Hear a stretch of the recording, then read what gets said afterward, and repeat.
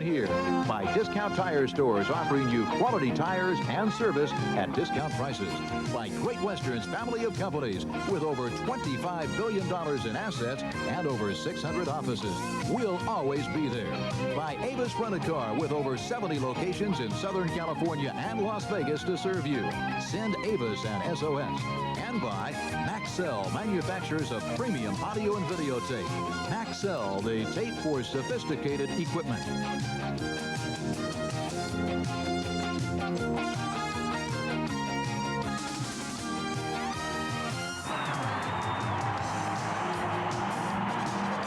Live from the Tacoma Dome on a cool and wet night in the Pacific Northwest.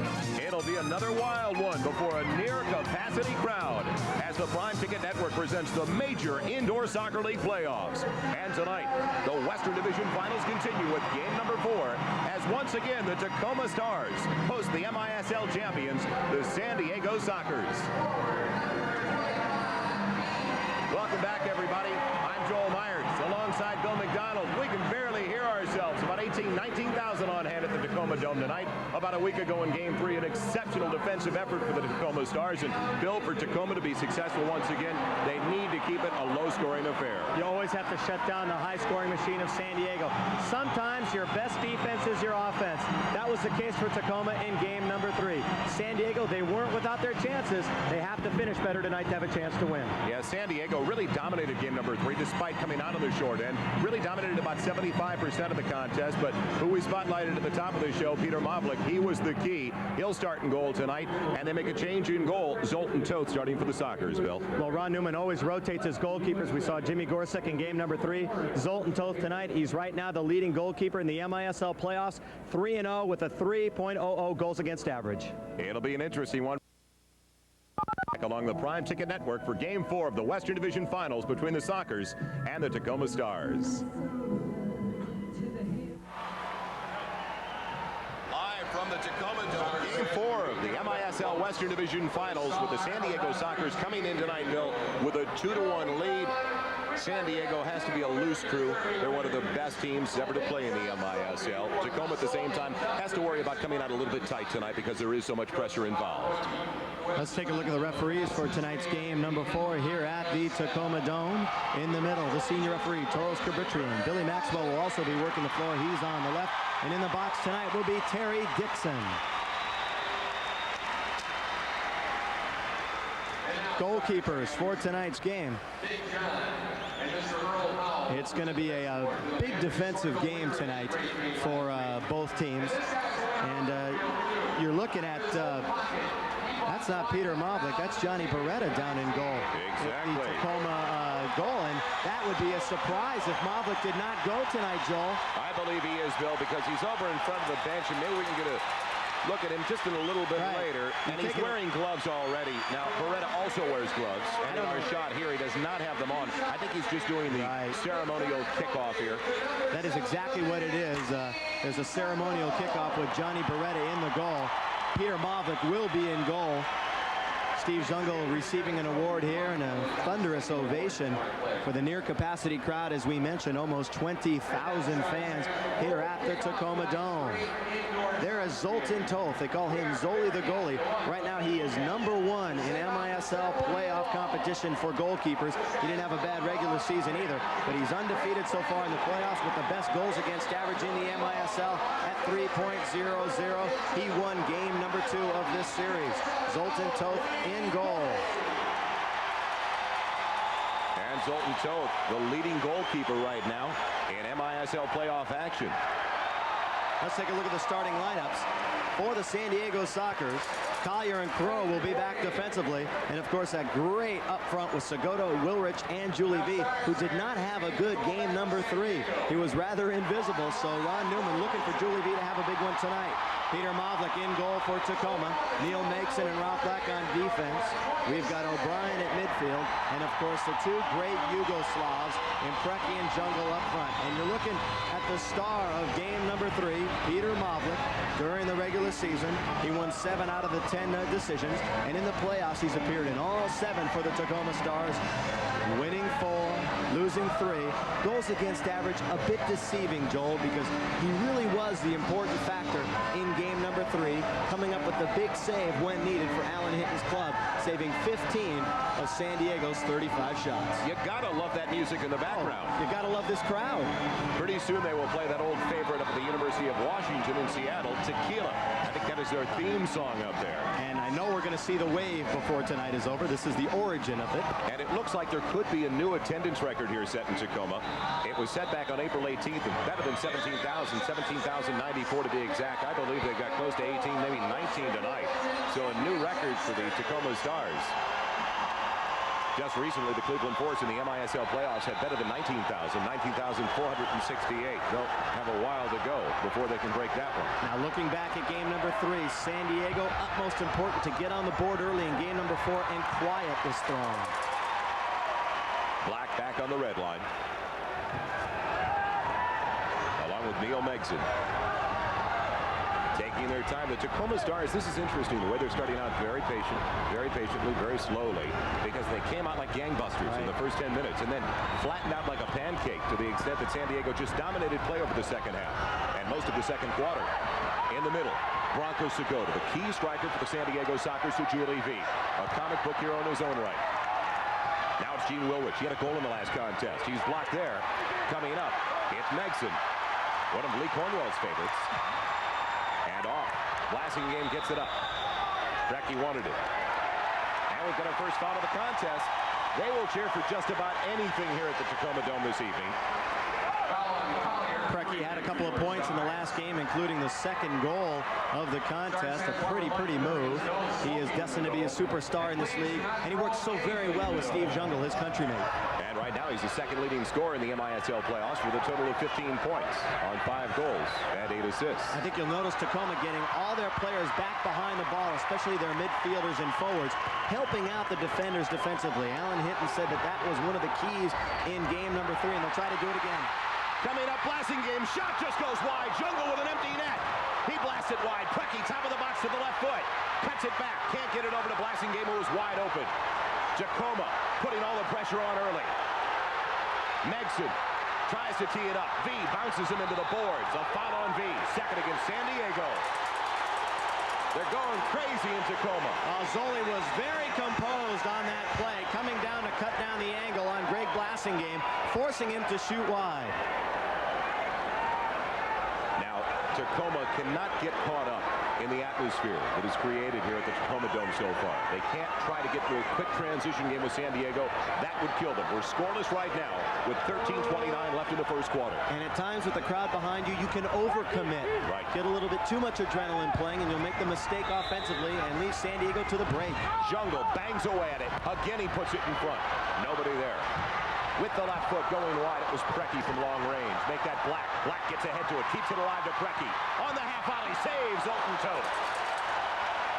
Gotta like what Tacoma has done so far, though. They're playing within themselves right now, not taking any stupid chances. Kevin Crow, former All-American out of San Diego State, up with Jacques Lavusser. He's matched up with Megson. I would imagine we'll see Megson, a leader on this team, about 75% of the floor tonight. Poked away by Black, an original member of this squad when they were the Denver Avalanche, and Jungle draws that foul. What a move against his former teammate Bronco Segota. There is the experience paying off.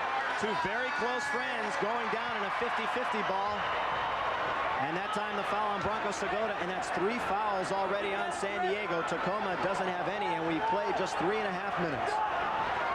The Sockers tried to mount an offensive attack. Brian Quinn's got it. Top of the box. Had the shot, passed it up. Fernando Clavijo over at the left point now. Matching up with Gary Heel. Long-range bomber punched out. Murphy's got it. That was Brian Quinn from about 40 feet away. And it skimmed across the carpet to Joe Waters. Crowd is involved very early. It's a big plus for the Tacoma Stars, no doubt about that. Quinn wanted it going over the back. Waters, that's got to be a foul. He climbed the back of Brian Quinn. Crowd, of course, will boo every decision against Tacoma, although that was a very obvious foul. Good position by Brian Quinn, posting up just inside the box. That's where you're going to get some very good opportunities if San Diego can play it to someone's feet for the turn shot. Segota now. 3 fouls to only 1. Quinn goal! Brian Quinn from Bronco Segota on the restart. All year long we have talked about how dangerous those restarts around the box can be. perfect example, Bill, right there. And Segota with such great vision and perfect pace on the ball, laying it beautifully on the boot of Brian Quinn, who buries it into the upper corner. Look at Segota just to the far part of the wall, and it looked like the defense shied a little bit away on the shot by Brian Quinn, and he was able to beat it high and over Peter Mavlik. And we mentioned the Sockers have to get up on top early, and that's exactly what happened. Look at the nice pace by Segota, and Brian Quinn, his leg was moving before the ball even got there. And it shot. It might have deflected. Exactly. It looked like it was deflected because it looked like it was headed for Peter Mavlik. Now it's Keith Furphy, the former member of the Cleveland Force and the Kansas City Comets. He loves the left foot, and it's picked up by Zoltan Toth. There you see an interesting aspect. Zoltan Toth grabbing the rebound, not leaving it out for anything on the doorstep. That'll be a key tonight. Katakalitis from Hugo Perez for the San Diego Sockers, and the Sockers lead now 1-0 with 11:35 left in the first 15 minutes of play. Kevin Crow back on the red line. Some of these solid defenders for the San Diego Sockers. You talk about Schmetzer, Collier, and Crow. Great midfielders as well. Takeaway, Tacoma. Heel's got it. He's looking for Furphy and goes there, but the pass is behind Keith Furphy. A big target at that. Standing better than 6 feet. And that's large in the MISL. Now it's Brian Quinn for the San Diego Sockers. Back the other way. A beautiful pass for Kevin Crow. Does he heel it ahead? He does. Mavlik gets to it, though. Pass was just a bit behind him, but the good athletic skills of Kevin Crow enabled him to come up with that ball. Out of play.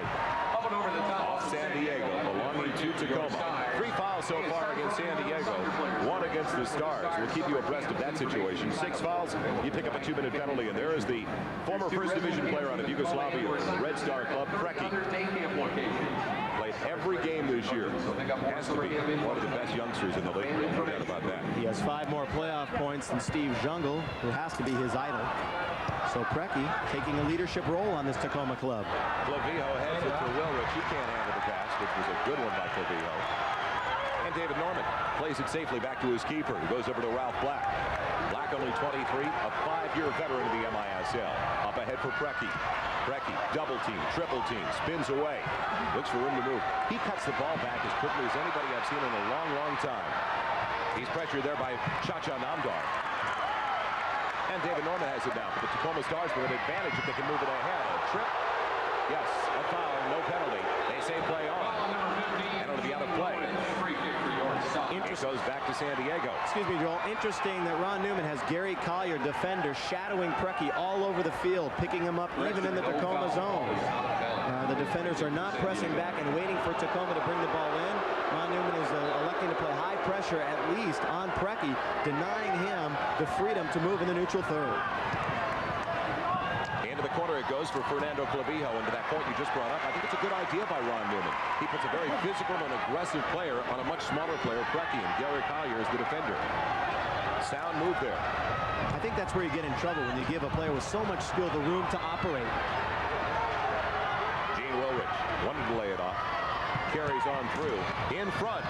Off the head of Black. Over the head of Norman. Wilrich just wide with a bomb. Now it's Clavijo all tangled up on the boards with Preki. And trips up Preki for the 4th foul against the San Diego Sockers. Clavijo's going to argue that he got all ball and that Preki fell over the leg, and I'm not so sure that's not a bad argument. Bronco Segota carrying on the argument, but you said it, Joel. That's the 4th foul now on San Diego, and they're in jeopardy. Steve Jungle. Furphy in front for Jungle. Couldn't get the pass to it. Blasting game went after it. Wilrich has it. So 4 fouls against San Diego, and there's still 9.5 minutes left in the first quarter as Toth picks it up from his teammate Gene Wilrich. Poor distribution, though, by Zoltan Toth. He's much better in getting the ball out on the outlet than the one we just saw there. Furphy. Ralph Black. And Toth has it. Adi Coker. Bump from behind, a foul against Waters. Free kick for San Diego. That's the second against the Tacoma Stars. And now Bronco Segota comes onto the floor. Over to Kevin Crow. Toth can't pick it up because it came inside the box from outside of the red line, so he can't lose his hands on that type of play. Schmetzer for Coker. A lot of contact, no foul though. Playing it safely back to the point. Kevin Crow has it. San Diego up on top of Tacoma, 1-0 in the early going to the first quarter. Schmetzer wanted Segota. Taking it away, though, on his first ship, Bob Lenarduzzi. Pace much slower than in game number 3. Both teams, I think, don't want to run themselves out, as we mentioned early on, just pacing themselves here in the first quarter, knowing it's going to be nip and tuck the whole way. Brecky, good one-on-one player, cuts it to the left foot, wanted to go back to the right foot. And it's Jacques Ladouceur, and now Lenarduzzi in front. Nobody at the top of the arc. Brecky looking for room to work. Tries to work his way right through Kevin Crow. I was just trying to bull his way up the middle. Tacoma getting good use of the boards in and around Zoltan Toth, and the opportunities are going to be coming because they're playing the geometry passes, if you will, perfectly into the box, and San Diego must beware not to be caught ball watching. Things have been there for Tacoma. They just have not been able to finish in the early going. And that was San Diego's problem last game, finishing. The opportunities have been there for the Stars. Heel. To Lenarduzzi, and we've got a foul before Lenarduzzi could get it away. A blatant foul against Brian Schmetzer. He and Heel have worse. They're two large targets. And now a big kick in the corner. Coming up, the Tacoma Stars trailing by 1 with 7:31 left in the first quarter. 5 fouls against the Sockers with that last one. Brecky in the corner. Fran O'Brien knocked down. Rocco Segota. Hermes on the floor, poked away, but it goes right to Brian Quinn on a run. Quinn into the corner, Hermes in front. Quinn couldn't control. At the point, Fernando Clavijo. That's exactly where they want to go to Segota. At the pivot spot of the penalty arc, Bill. Just didn't work out that time, though. On a run, Fran O'Brien, the captain of the squad. 3-on-2 if he can get it over there. Brecky's got it now. Brecky.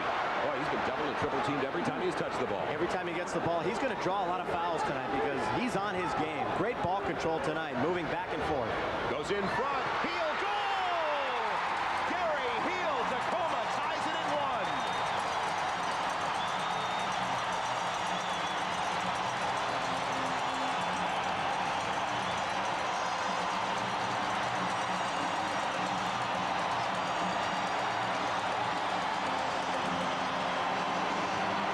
San Diego's going to say that Heel pushed off. Brecky once again making the play. Gary Heel, did he or did he not push off with that arm? Knocking down Fernando Clavijo. Zoltan Toth thought so. Gary Heel, brilliant goal. It's 1-1. 6 minutes and 43 seconds left in the first quarter. Be right back to the Tacoma Dome with the score tied at 1 apiece. They love their Stars in Tacoma. Stars won. Sockers won. Game 4 of the Western Division Finals. We've got 6 minutes and 43 seconds left in the first quarter. And there's the man that just scored the goal. To your right on the screen, Gary Heel. That's the combination that just added up to that first goal. Brecky on the left with the assist. Gary Heel, his 5th playoff goal. The time, 8:17. We have a tie ball game.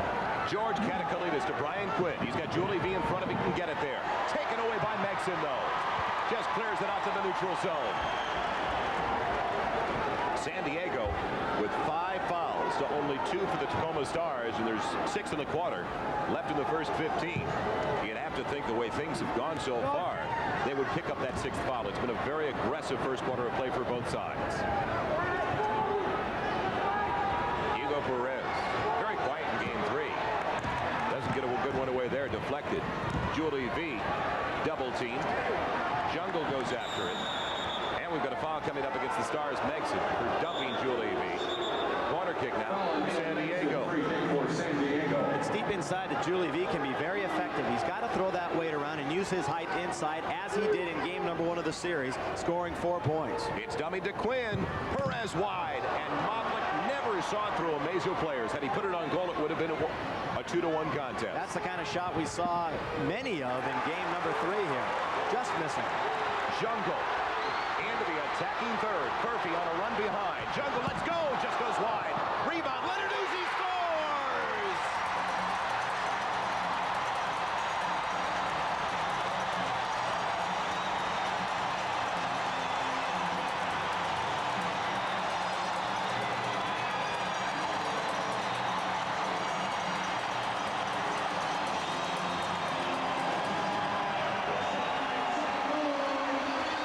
Jungle started it all on the break with a quick right-footed shot, and Toth never recovered from coming down. Bob Lenarduzzi with the shot, and I'll tell you, it was Keith Furphy that really caused that goal. Take a look at Furphy just near Zoltan Toth. He's going to hop in the air right after it goes wide. There's Furphy, and I think Toth thought that it might have hit him. Actually, Furphy hit Toth, and he never recovered. There he is going down to the turf. I believe at that time trying to draw a foul that Keith Furphy had kicked him, and Ron Newman disappointed. His club was out on top 1-0. Tacoma 2 unanswered goals. That one, Lenarduzzi, his first of the playoffs. Give the assist to Steve Jungle at the 9:18 mark, and it's 2-1. The Stars over the Sockers. What a vibrant city this has become for the Major Indoor Soccer League. Great. This has got to be one of the hottest markets in the league now. There's their head coach. He turned it around. When Alan Hinton took over, the Stars took off. That was about 3 months ago. A little bit of help from a man named Steve Jungle, however, and Keith Furphy, right? Didn't hurt. Made a couple of key deals in Moblik as well. And they've all paid dividends so far.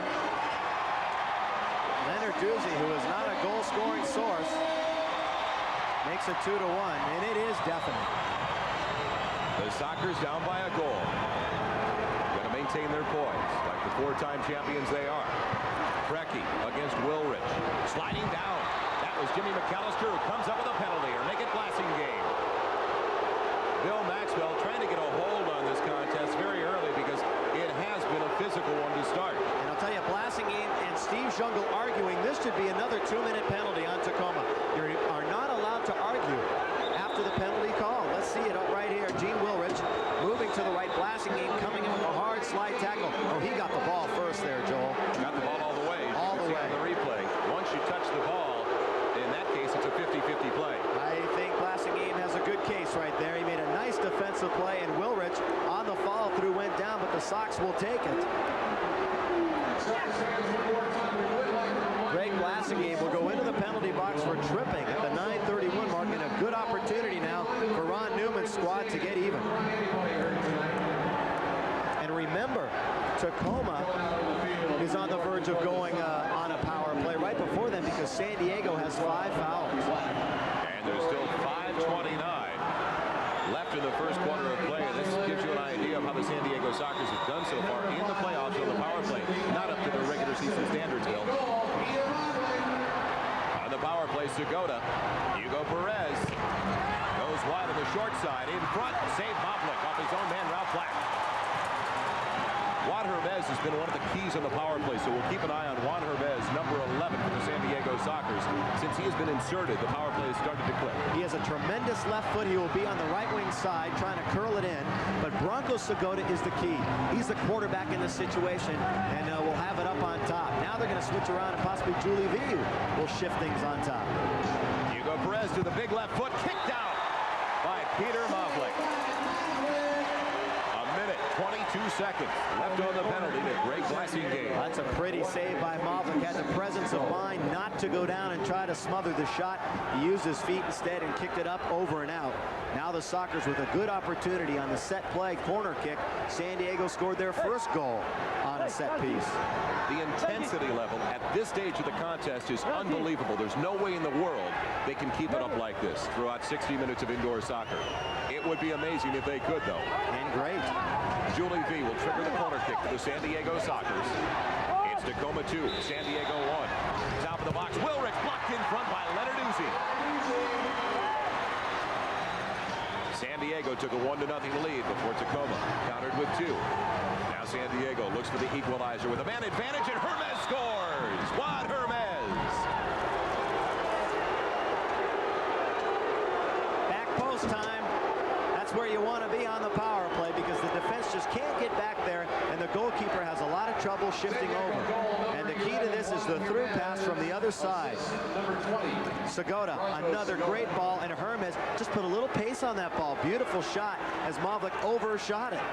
Look at Segota, great vision, put it through 3 Tacoma players just past the outstretched foot, and Moblik just overran that ball. And Hermes with the left foot put it in, power play goal for the Sockers, and we're tied at 2 apiece. And for Juan Hermes, that is his 4th power play goal of the playoffs, his 6th overall. And now it's the Sockers 2, the Tacoma Stars 2. Takeaway for San Diego.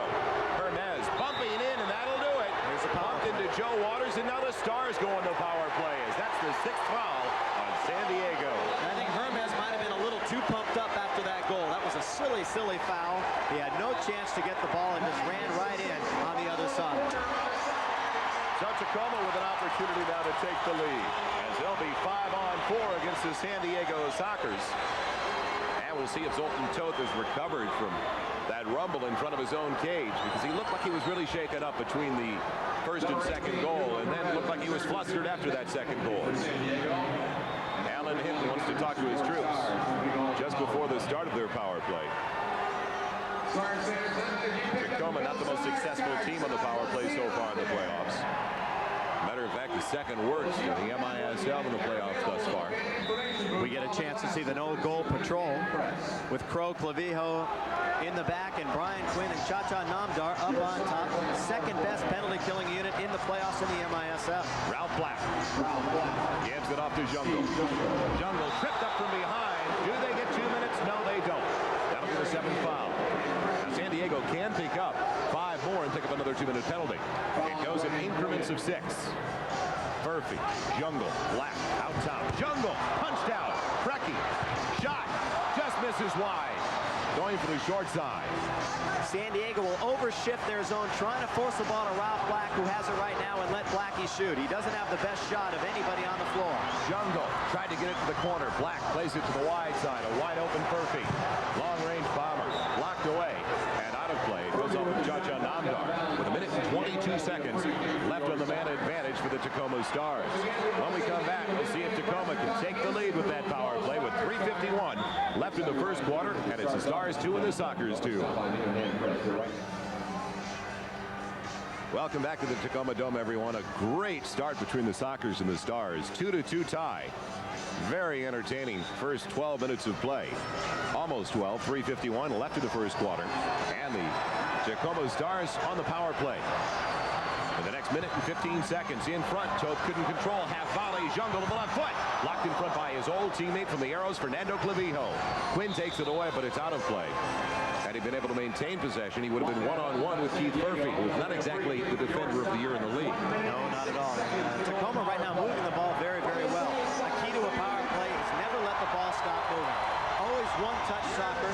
Alan Hinton teaches it. So do all the other successful coaches in the MISL. Black, short side, pushed away by Toth. Controlled by Quinn, back to his keeper. Nice play by the defender. A midfielder normally, in this sense, a defender. All 4 on the floor defenders.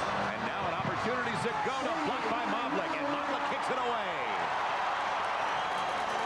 Back the other way come the Stars. That was a great change by San Diego. Namdar went off. Segota came on, and it almost paid off, as Segota now has to get back off onto the bench. They'd like to get Namdar back on. Brecky with 30 seconds left in the power play. Jungle.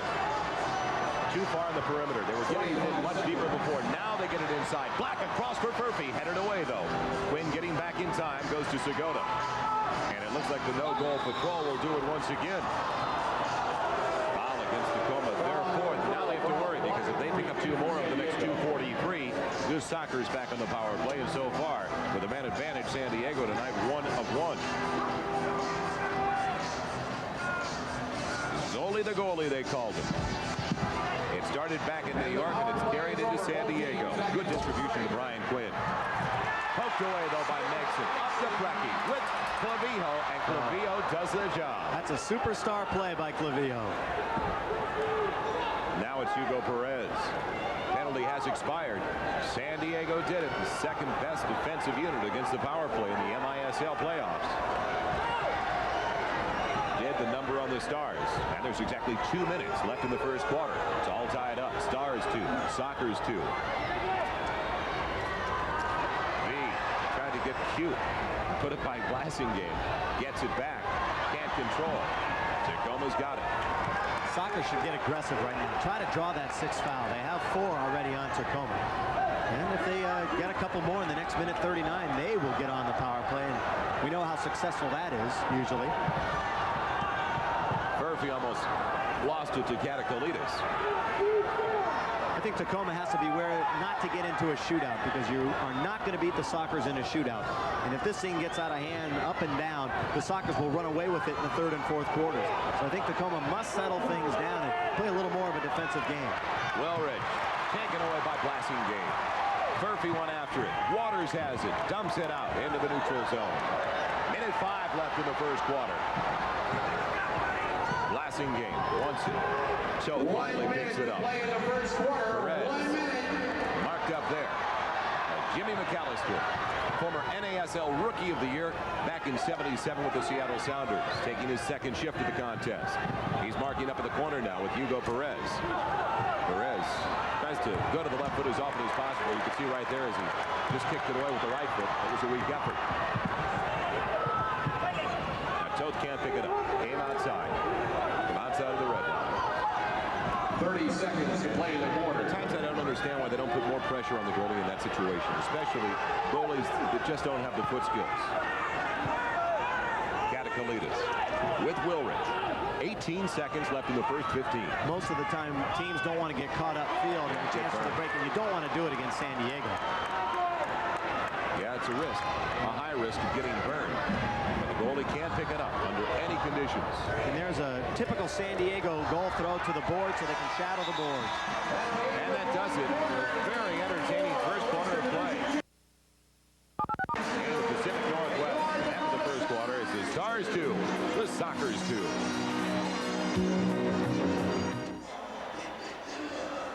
We're coming your way live from the Tacoma Dome in Tacoma, Washington, and we'd like to remind you that you're watching the Prime Ticket Network. Prime Ticket seen throughout Los Angeles on fine cable systems like American Cable of Westchester and Playa del Rey, and also United Cable Television in the City of Industry and the East Valley. We were talking about Alan Hinton a bit before. Alan Hinton, a superior technician of the game of MISL soccer, and he's really got the defense going here. And we talked to him a bit earlier, and we asked him how he stopped the top scoring team in the MISL and really used the same game plan tonight. Well, we'd like to, because we won last week. We'll do a couple of things a little bit differently tonight because we want to win again. Having said that, we did a good job in the midfield by stopping the two best midfield players in the league, Jim Wilrich and Brian Quinn. And of course, Branko Segota, who played very well but didn't score as many goals as he did in the previous games in San Diego. So basically, we'll have the same game plan, and we hope our crowd spurs us on to victory. That's Alan Hinton, the head coach of the Tacoma Stars, and what a success story over the last 12 weeks since he took over. And we were talking about the crowd, and he was hoping the crowd would be up for this one, and they certainly are.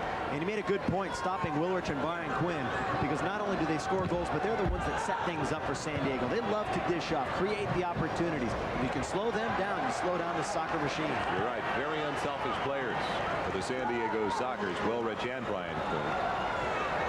And the Stars start the second quarter, tied up with the San Diego Sockers. Who would have believed they would have gone this far in the MISL playoffs to begin with?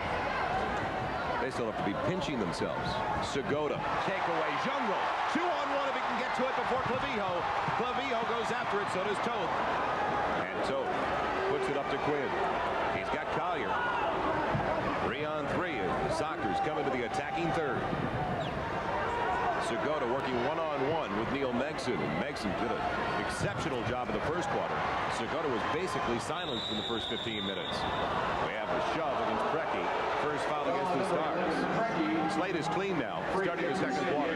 That is the first foul against either side. Headed out of there by Ralph Black. After Schmetzer put it in front. Now Jungle, one against the world in that sense. Sometimes he wins. Most of the time. Even against the world. Brecky. We got to get him another name, Bill. He deserves another Brecky name. with a pass up and over the top out of bounds. That'll be Well, we're used to that one-name situation. Broadcasting the lasers all season long with Patana and Beto. Yeah, there are a few in the MISL. Slow-mo. They call him just slow-mo. Nobody ever wants to try to pronounce the Ilievsky too often.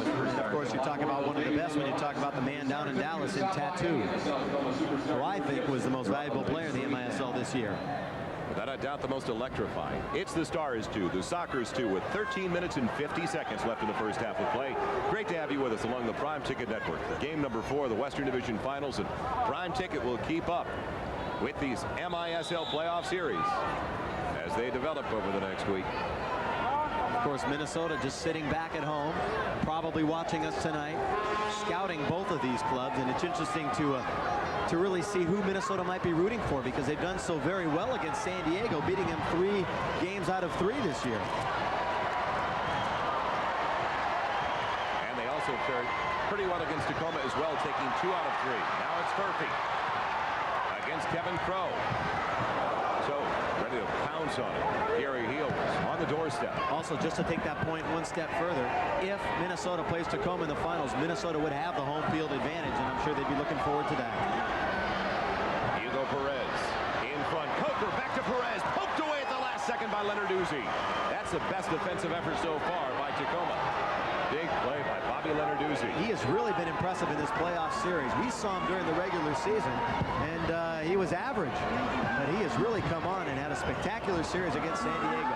Longtime veteran of the NASL as Coker has it deflected wide by Murphy. Lenarduzzi, who's played more games than any other player in the history of the NASL. And what a save by Moffat on a deflection off the foot of Perez.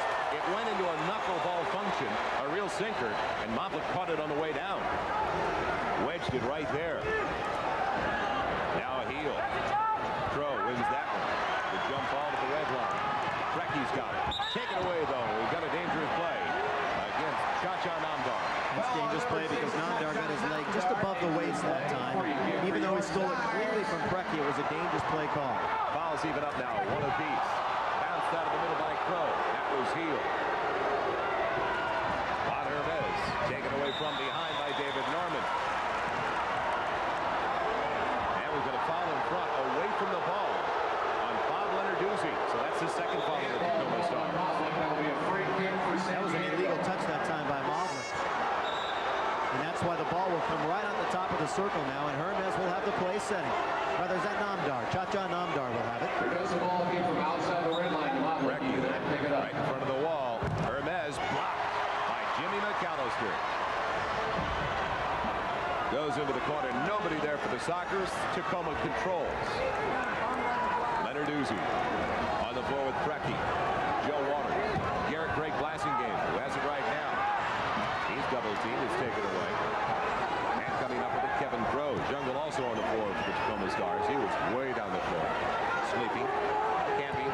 Right into the defense there if he could get to it. Now it's Gene Willrich for the San Diego Sockers. Got a big goal.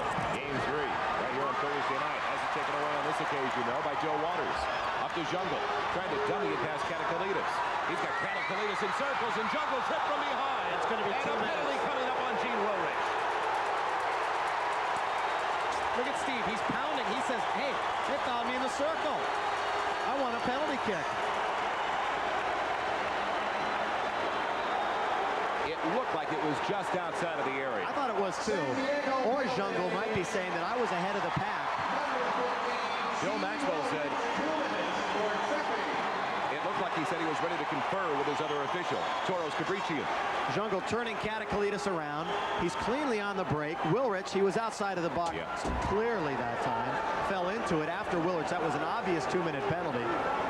Steve wanted maybe not a penalty kick, but a penalty shot, which would mean a shootout shot coming in from the red line. He thought maybe he was one-on-one with the goalkeeper and dragged down from behind.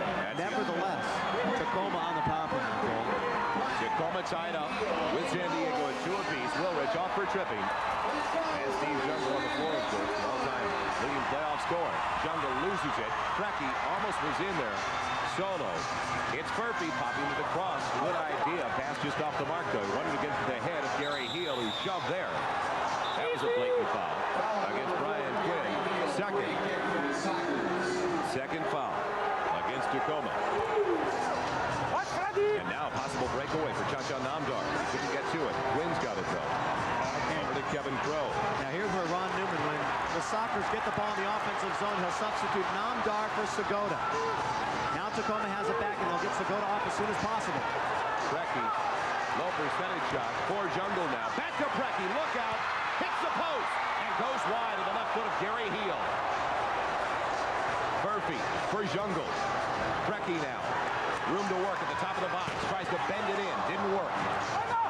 Ralph Black out of play, goal kick coming up, and that was a great breakdown. chance. Real mental mistake for Ralph Black if he could have kept it in play because they were so deep in the San Diego zone. There's Cha-Cha Namdar coming out now, and Segota will go to the bench. I'll tell you, Gary Heel had a great chance at the back post off of Precky's shot. I don't think he was expecting it. If he had been ready, he would have possibly had an opportunity to get a boot on it. As Wilrich in the penalty box waits his turn to come back on. He has a minute and 14 remaining in his penalty. 10 minutes and 50 seconds left in the first half. The Stars 2, the Sockers 2. And it has been everything we have expected so far. Intense action. Neither team has let up so far. You wonder how long they can keep it up at this level. So, with Clavijo helping out, San Diego trying to kill it off for the next minute and 5 seconds as Tacoma controls now. 5 on 4. Gary Heel with some room to work. Jungle says slow it down. Heel takes his advice. Jungle takes over. Jungle has been held to only 3 points, believe it or not, in the first 3 games of this series. That's one of the biggest shocks so far. Brecky. Ralph Black on the perimeter. Man in the middle, the main one. Jungle for Heel. In front, wide. Murphy keeps it alive, and Toth has it back from his defender in front, Brian Quinn. Great composure by Quinn. That is right in the mixer with bodies flying all over the place. Quinn made a good play. Jungle takes it away. He looks for Brecky. Oh, what a pass it would have been through the legs of Cha-Cha Namdar. He got it through the legs, but it was just a bit behind. Brecky, top of the corner on Tacoma. What a pass by Jungle, though. Oh, what a great play by the superstar. And I'll tell you something, Jungle gets away with murder after a foul gets called on him with the arguments. They really treat him differently being a superstar. That time, he could have gotten called for dissent. Immediately at the whistle, he argued with the referee. No call. David Norman back to his keeper. 5 seconds left in the power play. The fans imploring Moblik to get rid of it for one final rush, but it won't work out that way. And Wilrich is back on, so Tacoma now 0 for 2 in the man advantage. Jungle double team. Back to the point, Black into the middle. It's Neil Megson. Now Tacoma playing the possession game that San Diego usually likes to work with. Jungle up front, goes into the middle for Norman. That's his midfielder on this set. Gene Wilrich for Namdar, shot wide. Julie V banging away. That's blocked in front. And now pulled down. Ralph Black by Gene Wilrich, who almost went back to the penalty box. That was almost another 2-minute penalty. Instead, the second foul against San Diego. Namdar cheated out of his chance that time. Although it appeared as though he was passing it through the box, I believe he would have had a better opportunity shooting it. He just mishit that one. Brecky marked up by Jacques Ladouceur. Tries to weave his way past Ladouceur on the boards.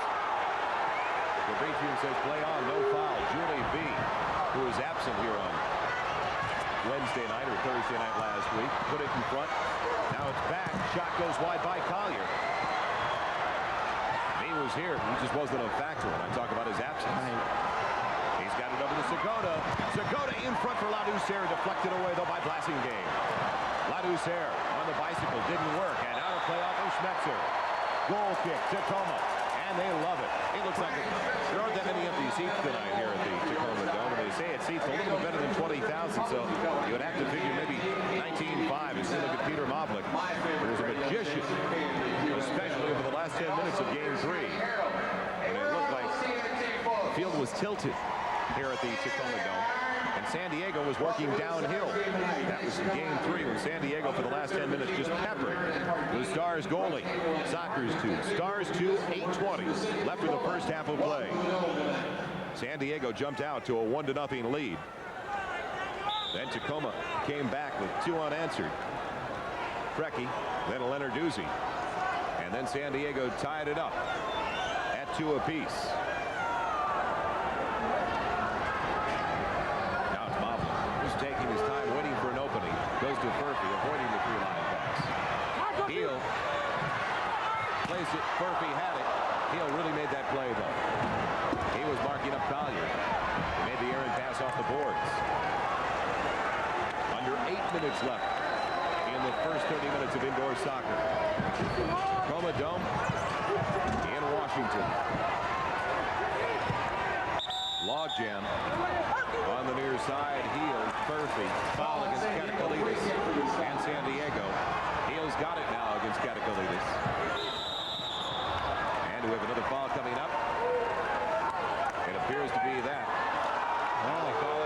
action on Heel. That'll draw some boos. That's the 4th foul now on Tacoma. 2 more, and San Diego will be on the power play. 4 for the Stars, 3 in the foul category for San Diego. And Toth just drops it off for George Katakalitis. And Toth not getting into the game with his outlets. That's really because of the great defense by Tacoma getting back and disallowing the break by San Diego, which is one of their staples. And if they get the running game going, you'll just get to see what a great gun that Toth really does have with that right arm. We have really seen very few long runs by the San Diego Sockers. One of their best plays. Segota misses. V couldn't control. But it looked like an easy goal if Julie V just could have played that 50-50 ball and held onto it. Segota's creating some chances. He's doing his part. He's getting involved now. He wasn't early, but so far in the second quarter, he's made his presence felt. Now V with a weak effort on his way down. And Mobley with an easy one over to Bob Lenarduzzi. Brent O'Brien on for his second shift, the captain of his team. O'Brien, pass Wilrich. Cuts it over to Jungle. Rink wide to Lenarduzzi. Brent O'Brien again. Lenarduzzi just wide of the deflection off Wilrich. And Wilrich almost put it past his own keeper, Zoltan Toth. 2 Stars almost collide. V tries to come away. Now it's Clavijo. A little better than 6 minutes. 6 minutes and 10 seconds to be exact left in the first half. Man with the ball, maybe the #1 defender in the MISL. And I say that because of his quickness. In the MISL, size is important, but speed is the #1 priority. To get back, to get the open man, and to, after you make a mistake, to make amends for it. And that's what makes Clavijo so very, very good, is that speed. Plus, he can help out offensively also. And that's where I think San Diego's defenders are just a notch ahead of Tacoma's with their speed from the back. That's a perfect example of how frustrated San Diego has been so far. It goes off Coker out of play when we come back. A free kick to the Tacoma Stars, with the Stars and Sockers tied up at 2. This year, Great Western Savings begins its 100th year as part of the West. Share with us now a moment from our history. Folks say they've been around for 1,000 years. Walk through them and it's like being in a giant cathedral. California sequoias. It's a nice feeling to be around something that's been here a long time and it's going to last. That's the way I feel about Great Western Savings. I've hung my money on a lot of things that were just passing through. No more. Today I put it with Great Western. Still growing, still helping people to build their homes and raise their families. And they're going to be around for a long time. Filmed in 1978.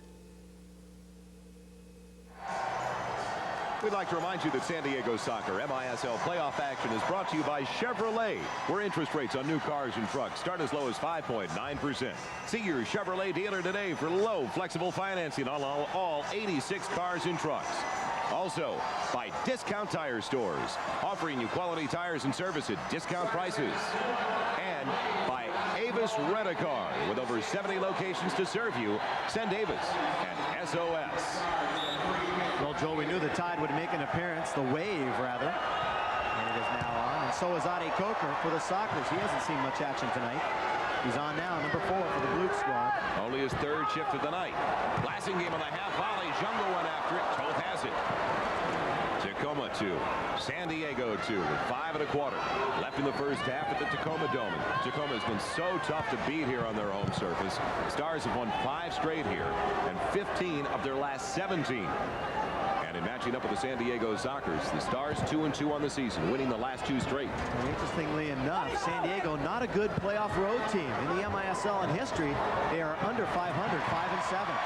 Good work rate displayed there by Greg Blasingame, just taking it away on a nice run by Wilrich, and Wilrich called for the foul. Evening them up now in that category at 4 apiece is Ralph Black. The only original member still left on this team from the old Denver Avalanche, still around. He is a tough son of a gun, Ralph Black. Perseverance Award there. This franchise has taken some shifts over the years. Black has it now. With under 5 minutes left in the first half. Deadlocked at 2. Mobley was kicking it out. gives it away. Blasingame has it. He's got Jungle in the corner. If he can get it there, Wilrich takes it away, though. Now, should have been a foul on Jungle. He got the best of that one and bumping into Wilrich to take it away. Arthur Carson. Gozer held up. Carson to the fan information booth. Jungle's got it. Watch him work against Schmetzer. Schmetzer wins out. Away from the ball, Joel, we have some action. Ade Coker and Ralph Black. After Coker lost the ball, he tripped Ralph Black on the break, and they exchanged glances and some words, so we'll take a close look at that. Throw first time. Blocked there. Sliding down. It was Greg Blasingame. Check that. David Norman. Coker playing in front. Norman settles. Almost a giveaway. Black kept it away from Hugo Perez. Sockers 2. Stars 2. There's 3 minutes and 50 seconds left in the first half, and if you were to listen to the crowd and not look at the scoreboard, you'd think it was the final 3.5 minutes of the game. Foul against Tacoma. They're fifth. Now it's 5 fouls against Tacoma and 4 against San Diego, so both teams in jeopardy of picking up a penalty. Coker goes down. Hugo Perez, who make the cha-cha Namdar, comes in to help out as Katakolitis is blocked there by David Norman once again. You know, this is not the San Diego team that we see very often during the regular season, joining in with all 5 players. They are really dropping back on defense, respecting the brilliant offensive power of Tacoma. Cracky dummies it past Quinn. Cracky in front. And it's stopped there by Clavijo. Clavijo on a long run to Bronco Segota. Watch him go to the right foot, which he does. In front. Clavijo is stopped. He's stoned right out in front by Peter Mavlik. Great pass by Segota. Segota goes wide by a couple of feet. And it's a goal kick coming up. And the San Diego Sockers. Actually, the Tacoma Stars. So Tacoma will put it back into play. 2:54 left when we come back, and it's tied up at 2.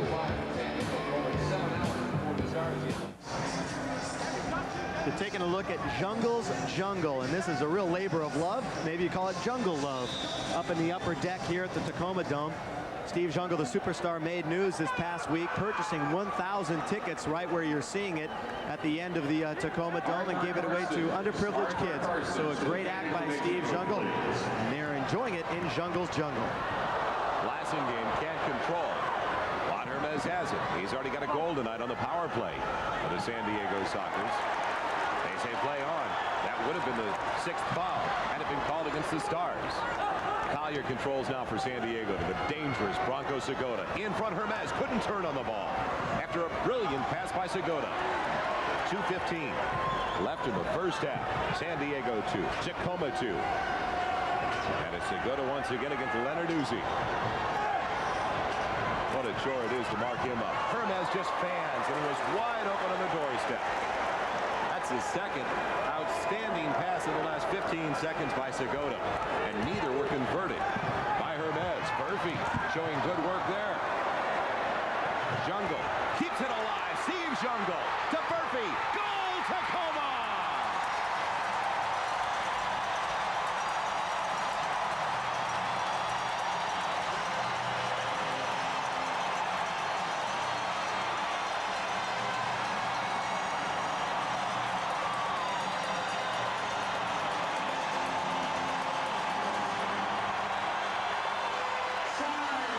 You're looking at a pure goal scorer in Keith Murphy. And you called it, Joel. Jungle kept it alive. That was the key. Sliding it past Collier all alone Furf. And Zoltov just couldn't get over there in time. And you got to give Murphy credit for being at the right place at the right time. It's goal scorers that have the instincts to be there.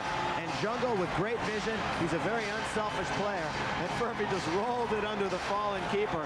And a 3-2 Tacoma lead. And this place is noisy. 1:46 to play in the half. Stars out on top of the Sockers, 3-2.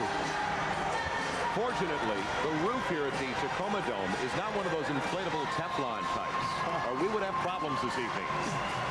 Well, Steve Jungle got his point in the first half tonight. He's got 4 in 4 games so far in this series. As it's kicked away by Neil Megson. He has been the steadiest defender so far, possibly. A real consistent performer. Not very flashy, but Megson always comes through with a former Seattle Sounder. For Tacoma. Now, Tacoma can't be too aggressive. They've got 5 fouls. There's a minute and 20 seconds left in the first half. Tacoma with a 3-2 lead. They have to be wary of that foul situation. Gene Wilrich attacking third for the Sockers. Marked up by Furphy. Blocked by Furphy. And that isn't exactly his specialty. Fran O'Brien tripped from behind by Julie V. No penalty, a foul, and that is the 5th on the Sockers. With a minute and 3 seconds left. 5 fouls apiece.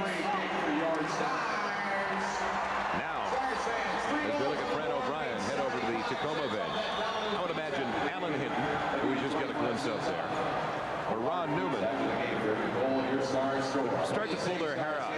Not on television tonight. One of their players was to pick up that 6th foul over the next 63 seconds. They just announced the goal here, with Jungle assisting Keith Furphy, his 4th playoff goal, 13-14 of the 2nd quarter, giving Tacoma their 2nd lead of the evening. They're up now 3-2. They led early 2-1 after San Diego took a 1-0 lead. And we've got a timeout on the floor as they set things up for the final 63 seconds. I don't know which coach initiated this timeout. We'll try to clarify that, but it was a good move, whether it was Alan Hinton or Ron Newman, to clarify the situation as it remains right now with 5 fouls apiece.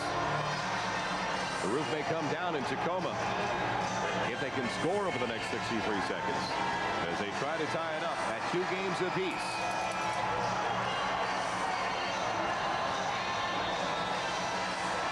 And we'd like to remind you, if the Tacoma Stars can come away with a victory tonight, it would necessitate a Game 5, a 5th and deciding game of this Western Division Final Series, and it would be played on Friday night if necessary. This Friday, May 9th, the Tacoma Stars and the San Diego Sockers down south at the Sports Arena. You know we'll be there. Prime ticket right there in San Diego to bring it all your way. That's this coming Friday night. And tickets will be available, by the way, if you can make it out to the Sports Arena on Friday night. If there is a Game 5, you can pick them up at the Sports Arena box office. Also at all San Diego Ticketmaster locations, the May Company and Mad Jackson. You can charge your playoff tickets by calling Ticketmaster at 619-232-0800. Chance there for Tacoma. They just failed to capitalize on the pass into the corner. 50 seconds left in the first half. Clearing it away, Clavijo from Brian Quinn.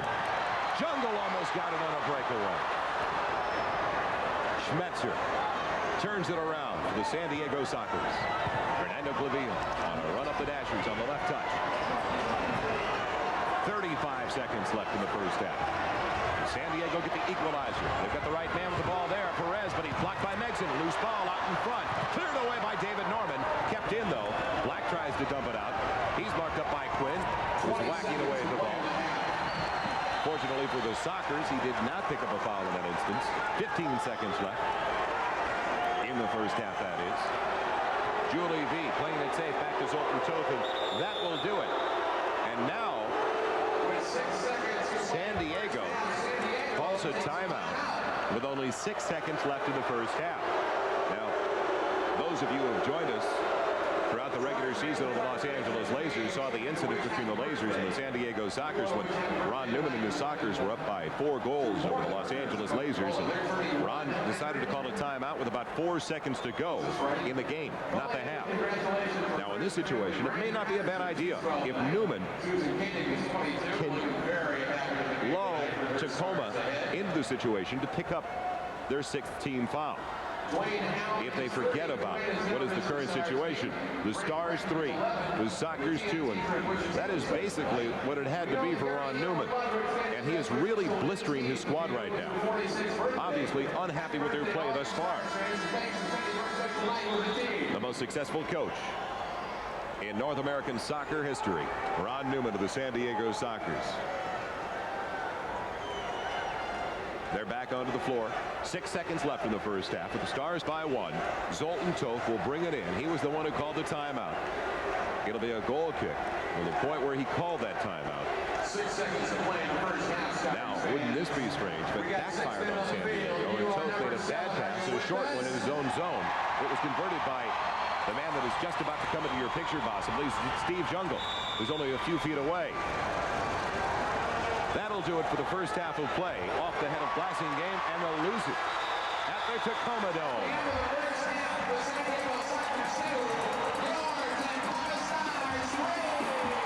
That does it for the first 30 minutes of indoor soccer from the Pacific Northwest. Brian, and looking at how it developed to a 3-2 outcome after the first 2 quarters of play. Brian Quinn on the board first, 2:49 into the first quarter of play, but then Gary Heel and Bob Leonarduzzi gave the Stars a 2-1 lead. Then Juan Hermez tied it up before the end of the first quarter on a power play goal for the San Diego Sockers at 10:21. And at the 13-14 mark of the second quarter from Steve Jungle, Keith Murphy gave the Stars that halftime lead. And that's where it stands right now. Stars 3, the Sockers 2. Welcome back to the Tacoma Dome, everyone, where the halftime score has the homestanding Tacoma Stars on top of the San Diego Sockers 3-2. Tacoma trailed early on a goal by Brian Quinn for the San Diego Sockers, then countered with 2 of their own. Then it was tied at 2 at the end of the first quarter. And Tacoma coming up with the only goal of the second quarter on a late goal by Keith Murphy. And a number that we looked at last week, we'll want to keep an eye on once again this evening. That Tacoma has won 19 straight when they're up on top at the end of 3 quarters of play. So 19-0 on the season when they lead at home. Or 19-0 on the season when they're leading anywhere at the end of 3 quarters of play. Let's go downstairs now to Bill McDonald and check in with his halftime guest, the tenacious midfielder for the San Diego Sockers, Brian Quinn. Thanks, Joel. I am here with Brian Quinn. And Brian, once again, a very emotional game tonight.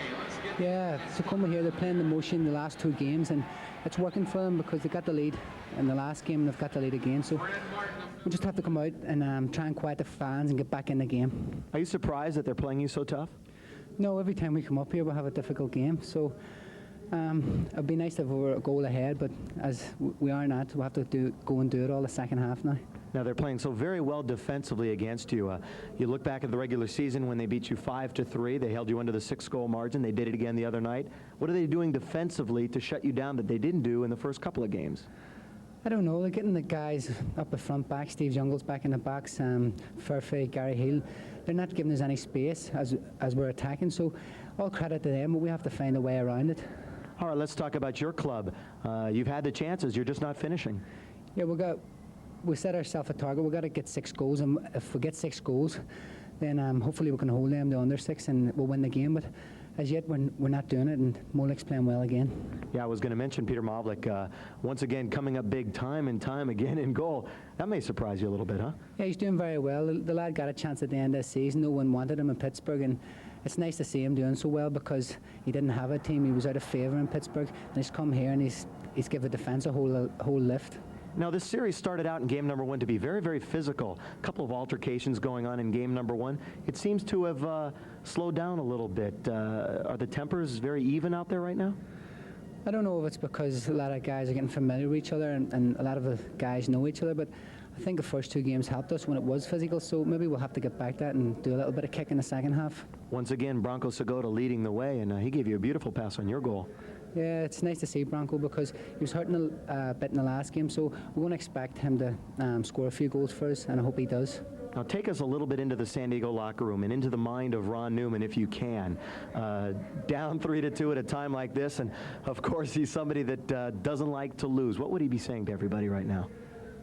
I think he wants to get us up because he knows we aren't playing well, and I think a couple of our goals were mistakes on our behalf, so it's more a case of concentration, and maybe the last game was a goal and a goal in it, and this game might be a goal in it, so you can't afford to lose your concentration and give up a goal because it could be the winning goal. So we've got to buckle down and get ourselves together and not let them score another goal. And how about you? What's your mission basically in the second half? I don't know. I mean, get a win. That's a good thing. If we can get the ball forward to Julie and Hugo Perez, and then we can support them, then we're going to get a couple of goals. But we'll just have to keep plugging away, and hopefully the chances will fall for us. And they're going to try to open things up in the second half? Yeah, maybe as it goes on the fourth quarter, if we're still losing, then we're going to have to open it up and take our chances from there. All right, Quinny, thanks for the visit. Good luck second half. Thank you. Brian Quinn, San Diego Sockers. Let's go back upstairs to Joel Myers. All right, Bill, one of the feistier characters you'll ever run into, Brian Quinn of the San Diego Sockers. And our next playoff quiz for this evening, name the only 2 San Diego Sockers appearing in their first series. And we'll be back in just a couple of seconds with the answer. Halftime with Tacoma on top 3-2. And the second MISL playoff quiz question this evening. Name the only two San Diego Sockers appearing in their first MISL playoffs. Well, 18 of the 20 on the roster for the San Diego Sockers have playoff experience, except for Tim Bartro, just came over, as a matter of fact, from the Tacoma Stars before the conclusion of the regular season, and Rafael Rotolo. So only 2 out of 20. I think they have just a little bit of experience on that side. And at halftime, it's the Tacoma Stars leading the San Diego Sockers 3-2. And of course, you all know by now the Chicago Bears put together a music video this past winter. And now the best team in the MISL, the San Diego Sockers, have put together one of their own. So let's check it out now. The Sockers' own video, One for the Thumb. 75 degrees and another beautiful day in America's finest city, but it's a busy one out in traffic. Let's check with Steve Springer in Airwatch 1. Steve? Well, Randy, it's an absolutely horrendous day in traffic. Interstate 8 westbound is backed up starting in La Mesa, bumper to bumper all the way down to the sports arena. It seems a lot of people are on their way to that big game tonight. Hey, San Diego, what's got you down? Do you need a winning team for a winning town? Then there's one thing I know for sure. A Sockers game is a miracle cure. Come on, sports fans, don't be glum. We've got the team that's #1. If you're down and feeling blue, ask Dr. Coker what to do. Take this tonight and call me in the morning, cause you want more, they have it for me. We're the Sockers, gold and blue. World championships are nothing new. We've won 1, 2, 3, and 4. But we're not done, we want some more. 4 rings to show that we're the best. Room for 1 more is all that's left. So come and join us in the fun. We're gonna get 1 for the thumb.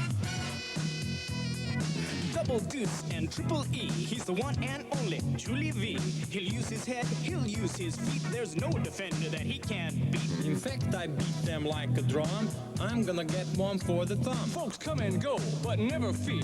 Captain Wilrich is still here. The other players look to Gene to orchestrate this symphony. The scoring always goes to sweet when I conduct them with my feet. Unbelievable. Number 20 does it all. His shots take off like cannonballs. Over hill and over dale is how he'll hit the title trail. I won't let my teammates down. They'll ride the Bronco to the crown. We're the Sockers, you're the fans. We use our feet, you use your hands. Together we can have some fun.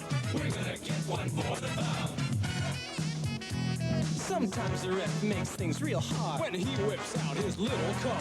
But we really come alive when we're out there 4 on 5. So take a shot, we dare you to. No goal patrol won't let it through. And if they do, it's still no use. Our goalies take so much abuse. But it's their job, and they take pride that all the goals go in on the other side. Yeah. I take care of all these lads when they're good and when they're bad. 1 for the thumb would be so nice. Hey lads, why don't we do it twice? Yeah, all right, coach. We love this game. We love this town. We've got the greatest fans around. But there's a battle to be won. So the future is bright for everyone. Reach out your hand. You can't refuse. With a team like this, how can we lose? Cause we're the Sockers, gold and blue. World championships are nothing new. We've won 1, 2, 3, and 4. But we're not done. We want some more. 4 rings to show that we're the best. Room for 1 more is all that's left. So come and join us in the fun. We're gonna get 1 for the thumb.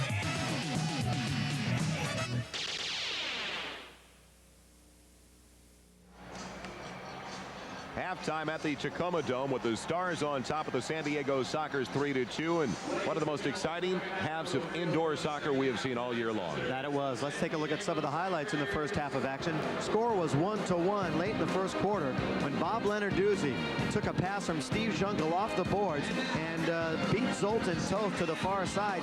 Toth was bothered by Keith Murphy, who was right out in front.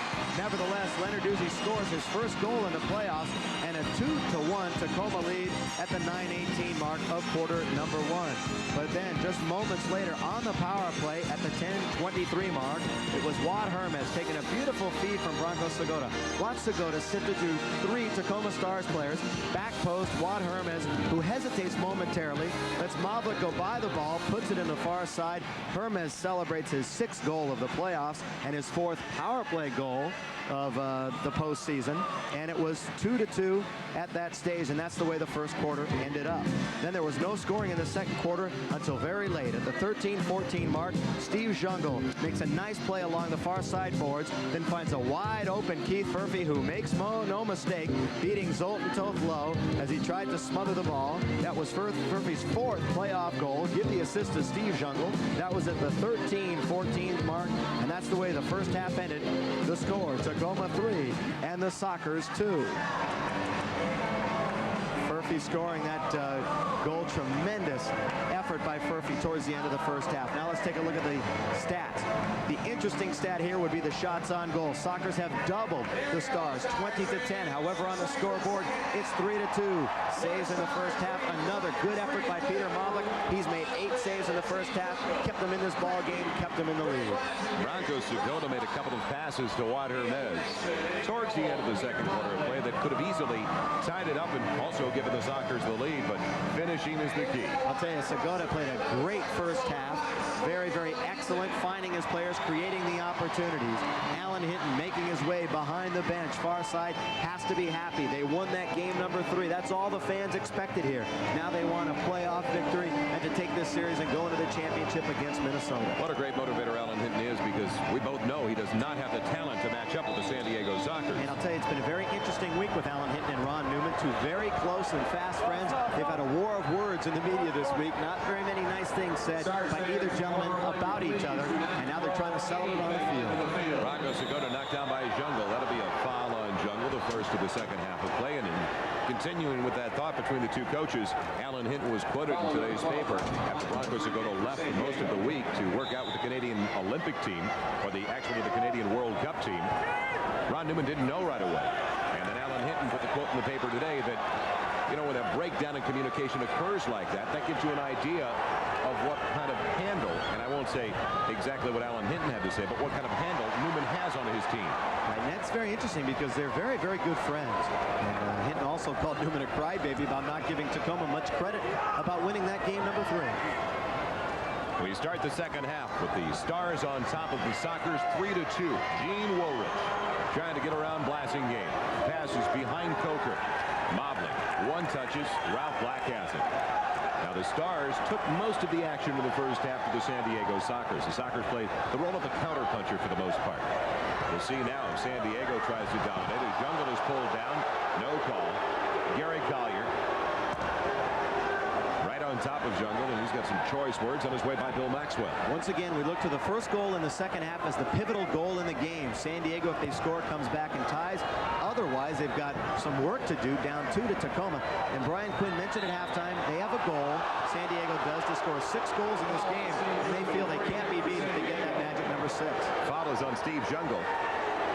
He's in a battle, verbal battle there momentarily with Gene Woolrich. Second foul on the Tacoma Stars. Stars lead by a goal, 3-2. Coker tries to get around Megson, does so, and then passes the ball too far ahead. He was in on a bad angle, but just lost control on an opportunity right in front. Megson, he's in his keeper. He's an extra defender. 13 1/4 left in the third. Black on a nice pass from Mobley. Going down Segota. They say it was incidental contact, no foul. And it was blocked away by Jungle. It would have been a sure breakaway for Brian Schmetzer on the through pass from Segota. That was a very poor line change for the Sockers. On the far side, Coker Oladusier could not decide who to come out. Thus, the opportunity went away. Julie V tried to deflect it in as he was left unattended in front of the net. A real breakdown defensively. But they didn't get back. The Tacoma Stars didn't get back. And now Furphy tries to come up the floor with Steve Jungle. Well, Furphy played off the boards. That's what he wanted to do. Use the boards as another passer. Now it's Jacques Ladouceur. Does Black have the angle? Yes, he does. Takes it away and gets it back to Mobley. Under 13 minutes left in the third. 12 1/2. Jungle tries to settle. Goes over to Lenarduzzi. A veteran, better than 10 NASL campaigns. Jungle gets it over to Fran O'Brien. Furphy with O'Brien. Too many Sockers back defensively. B gets it after Crow had taken it away. An equally nice play there by Waters.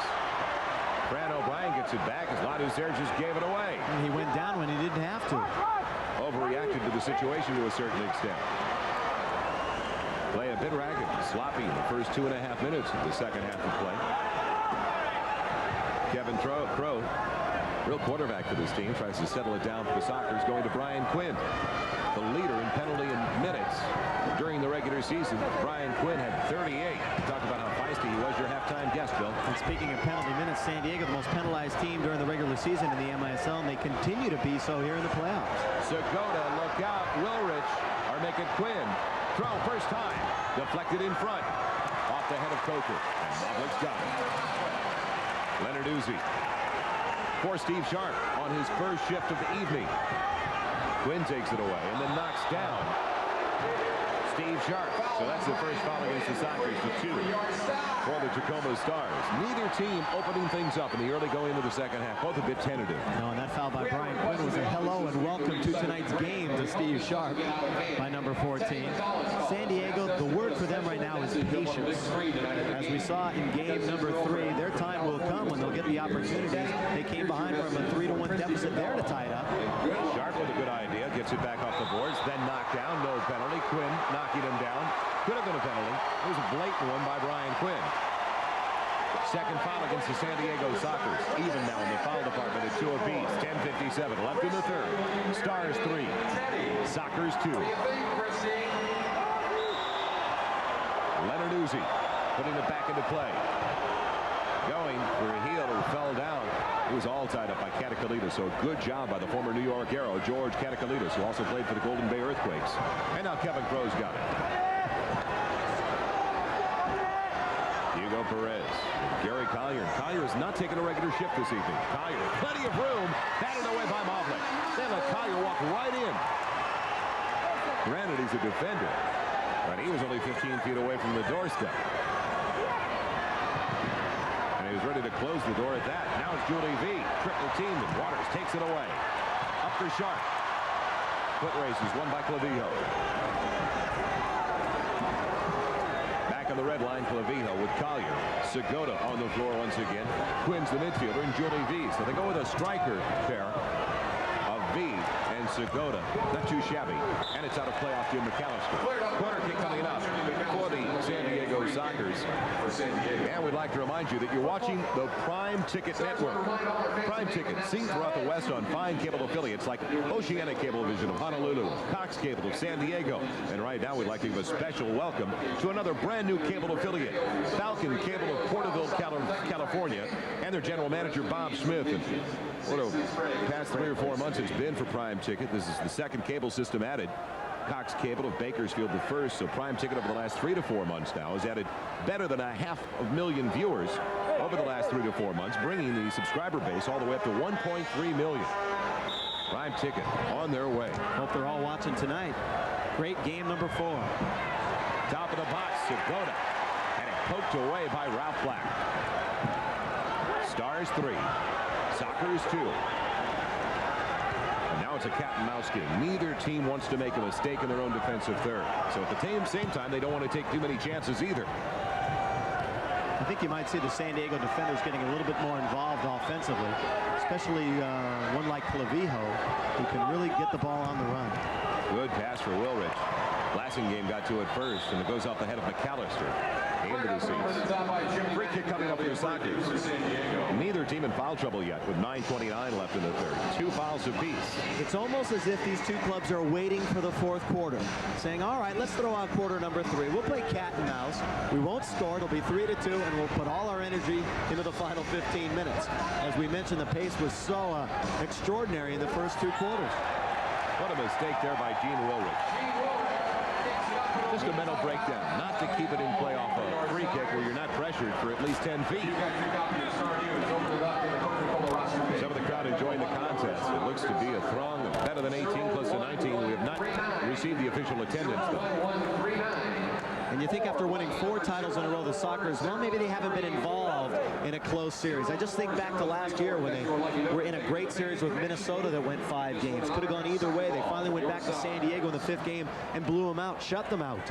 And they've been involved in these tight series before. Of course, Allen Hinton and Tacoma. This is their first playoffs ever in their 2nd playoff series. They beat Wichita 3-1.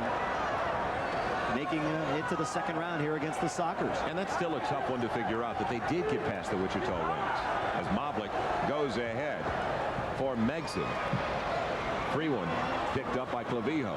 I'm sure Wichita's trying to figure it out also. With all the playoff experience that the Wichita Wings possess, and the goal scorers like Eric Rasmussen and Kim Rundfed from the back. Blasingame got a little too fancy. Coker, 50-50 tackle there by Megson. Wilrich keeps it in, though. Now Blasingame gets away with a shove. Wilrich across the top of the crossbar. Segota banging away. Furphy blocks it. Wilrich, top of the box. His shot is blocked by Furphy. Where's he coming from? He didn't exactly lead the league in blocked shots.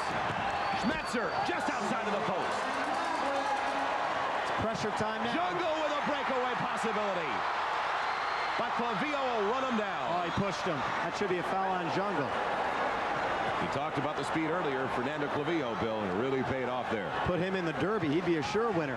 He outran him. He was 10 steps behind Jungle. Now Black with a shove. Segota blocked away by Megson in front. Wide open Crow at the point. Exactly 8 minutes left in the third. Black, make it sharp. Tripped up from behind. No call whatsoever. Looked like they almost pulled his shorts down on that play. Grabbed him from behind. Tough to tell if it was a dive or not, however. Fred O'Brien will wide open Ralph Black.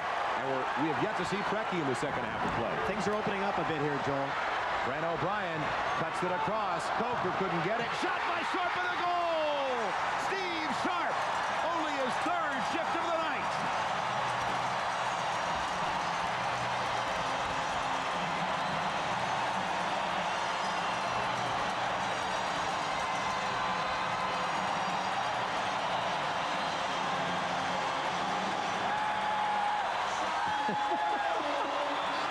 Boy, we talk about things opening up, and it's to the advantage of the Sockers. Not this time.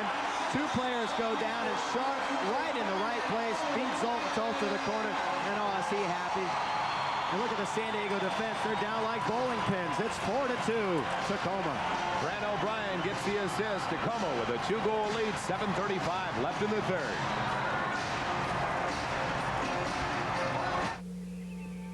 This year, Great Western Savings begins its 100th year as part of the West.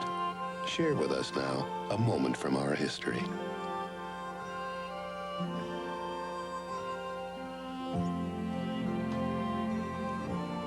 Good morning. Great time of day, first light. Chill air, warm fire, hot coffee. Letting them sleep in. This is their last day of vacation. They're growing up. And I hate to lose them. You know, I've done a lot of things in my life I'm not too proud of, but storing up for those two is not one of them. And I found the right place to do it. Great Western Savings. Save a little for your kids. It's a nice way to start a day. Filmed in 1977. The seldom used Steve Sharp conferring with Keith Furphy like he's a 50-goal scorer. Sharp gets a big goal, his first in the playoffs. And it gives Tacoma a 2-goal lead. How seldom used? This is just his second game in 8 possible for Tacoma in the playoffs. And of course his first point and his first goal. We saw him in limited duty in Game 3 last Thursday night. Coming up the middle, Perez. Off the boards, Katakalitis, and missing a wide open shot out front. Clavijo fanned on it. It could be a 1-goal game right now. Julie V working against Gary Heel. Clavijo. Back to the red line, Quinn. 7:10 left in the third. Perez tries to spin. He's marked up by Waters.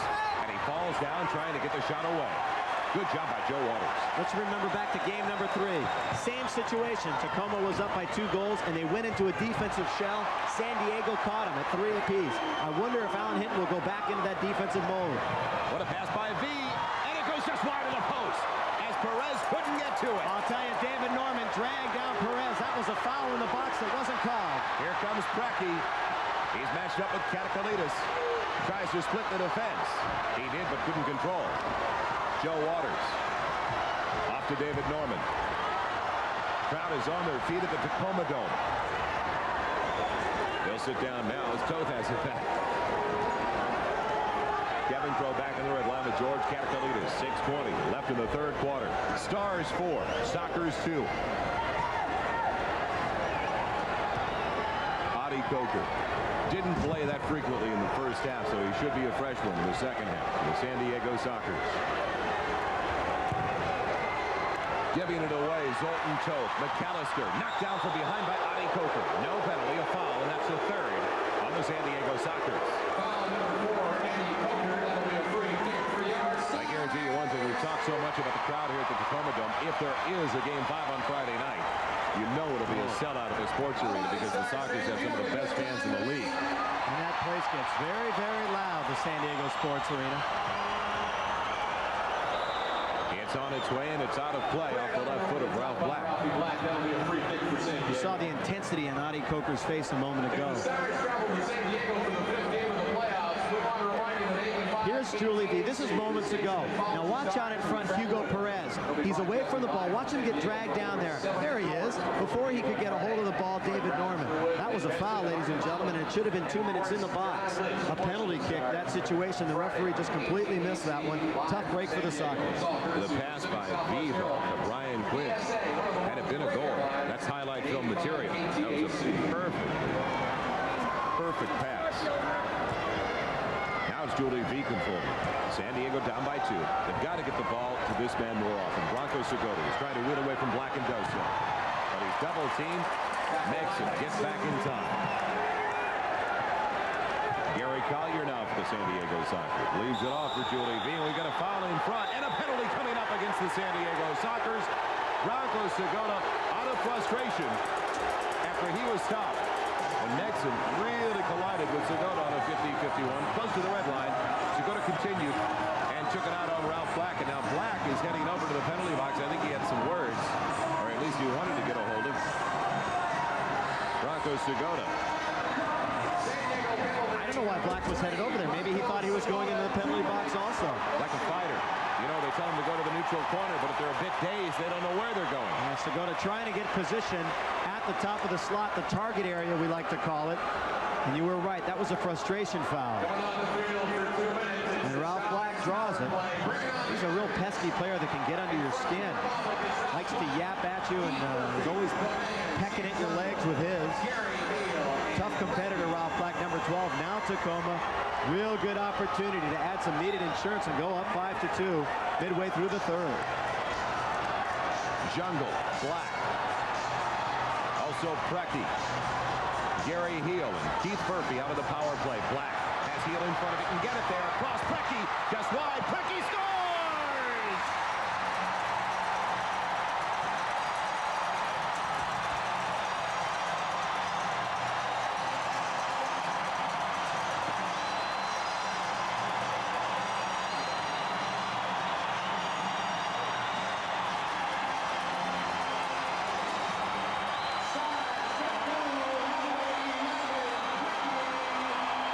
Black started it all. Watch the second effort by Preki. That was a great save by Zoltan Toth, but then Kevin Crow got caught with his back to the ball, and Preki with a perfect opportunity. Now watch Kevin Crow. He would be in position right here to stop the ball. Toth is down, so he can't do anything, but it got just past Crow. Namdar couldn't get there, and Preki, great second effort, made no mistake. 5-2, and the way Tacoma's playing and the way the crowd reacting, San Diego, this is a tough chore for them. Sockers down by 3.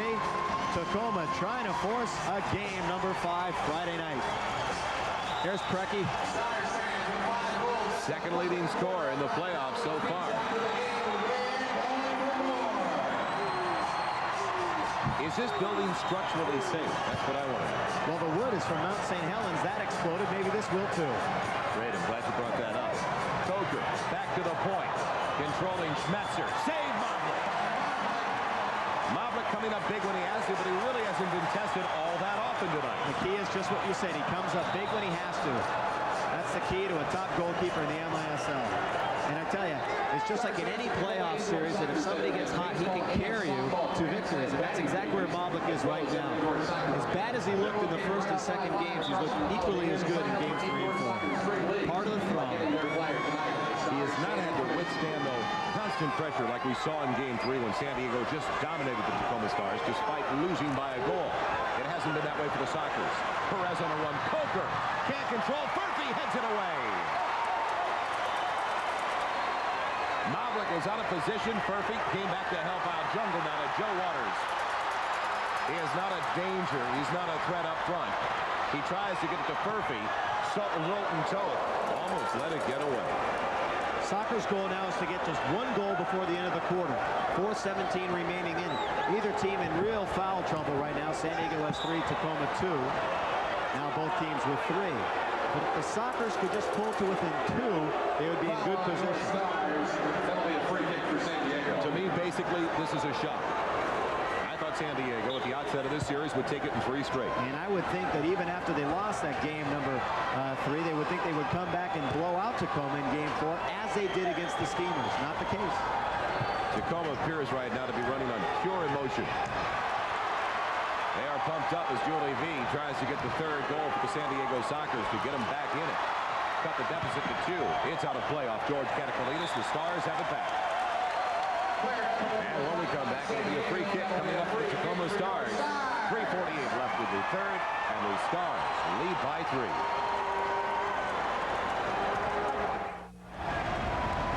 Shots on goal, the Stars up by 3. Well, San Diego is outshot. That is incredible. Tacoma by 16, but it's quality chances. That's the key when you look at a stat like that, so it is deceptive to a certain extent. Well, when you have 28 shots on goal and you've only scored 2, you have to think of finishing. That was the problem in game number 3. They've had their chances. Plus, I think there are many, many blocks thrown into that, and especially forward Keith Murphy. Boy, how many does he have? 3 or 4 at least here in just the 3rd quarter. Nice settle on the chest there. Gary Heel, he's double teamed, goes down. And we've got a foul coming up against the San Diego Sockers. They're 4th, so now they have to avoid 2 more of the next 3:31. Free kick for your side. And it's tough when you're behind because you have to play aggressively. Now you have to tailor off a little bit because you can ill afford to go down a man and allow another power play goal and be down by 4 goals. San Diego controls off the errant pass off the free kick for Tacoma. And Bronco Segota has it for the Sockers. Down by 3. What an unusual position this is for Ron Newman and his squad.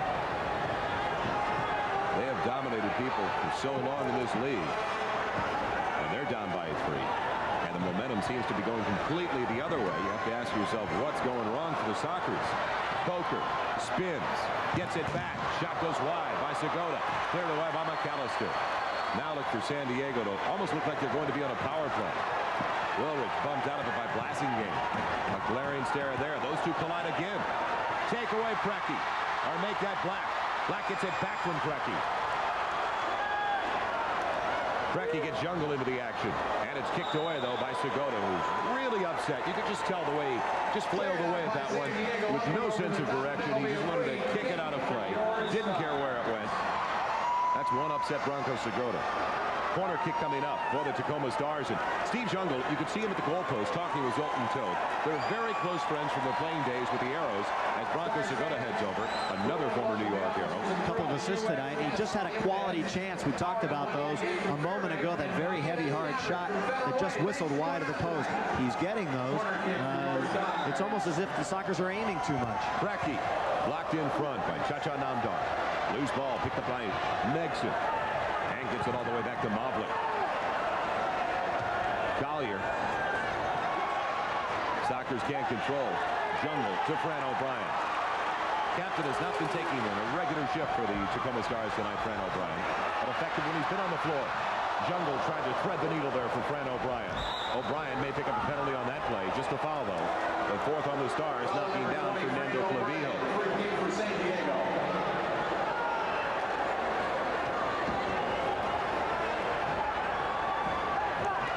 On the attack, Julie V in front. And the Sockers overrun that play. Nobody out front. 3 deep, actually, on that play. And nobody at the top of the box. O'Brien to Furphy, who controls for Tacoma. Now it's Neil Megson.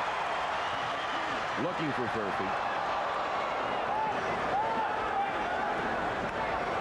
counterattack for Quinn and the Sockers to Julie V. A minute 40 seconds left in the third. Sockers down by 3. Quinn let it go through. Gary Collier leaves it off for Hugo Perez. Got a great left foot if he can get it off. Instead of the corner, it rattles around like a pinball after Crow put it in the mixer. Blocked in front by Heel off the foot of Quinn. A minute 20 left in the third. Can Tacoma hold on to this 3-goal lead before the end of the third quarter? San Diego controlling and applying the pressure now like we expected earlier. Julie V bounces it off the knee. Gary Heel, Black spun around. V kicking, and he picks up a penalty. You can see him on a frustration kick David Norman. Julie V off for 2.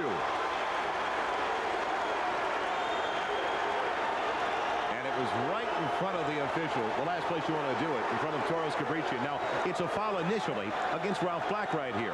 Cabrician is giving the free kick to San Diego. And then V just bombs away at David Norman, who had the cool to maintain his composure. Big play by Norman there. So V's off for 2. Ungentlemanly conduct.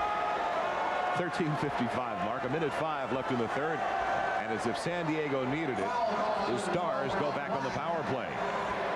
Ralph Black did get that foul, though, before the penalty. So that was the 5th foul on Tacoma. They have to worry about picking up another foul over the next minute and 5 seconds. And so far, the power play opportunities tonight. The Sockers perfect. But the Stars could have salted this one away had they been able to put a couple more through on the power play. Bill Maxwell on the floor. That's the official we see right now with Toros Cabrician. For the most part, they've been able to control the contest. The frustration has to be setting into this very talented group from San Diego who just hasn't played up to their potential. Zoltan Toe tried to eat away time off the penalty to Julie V. Give it the right man to Ryan Quinn. Gives it up to Segota.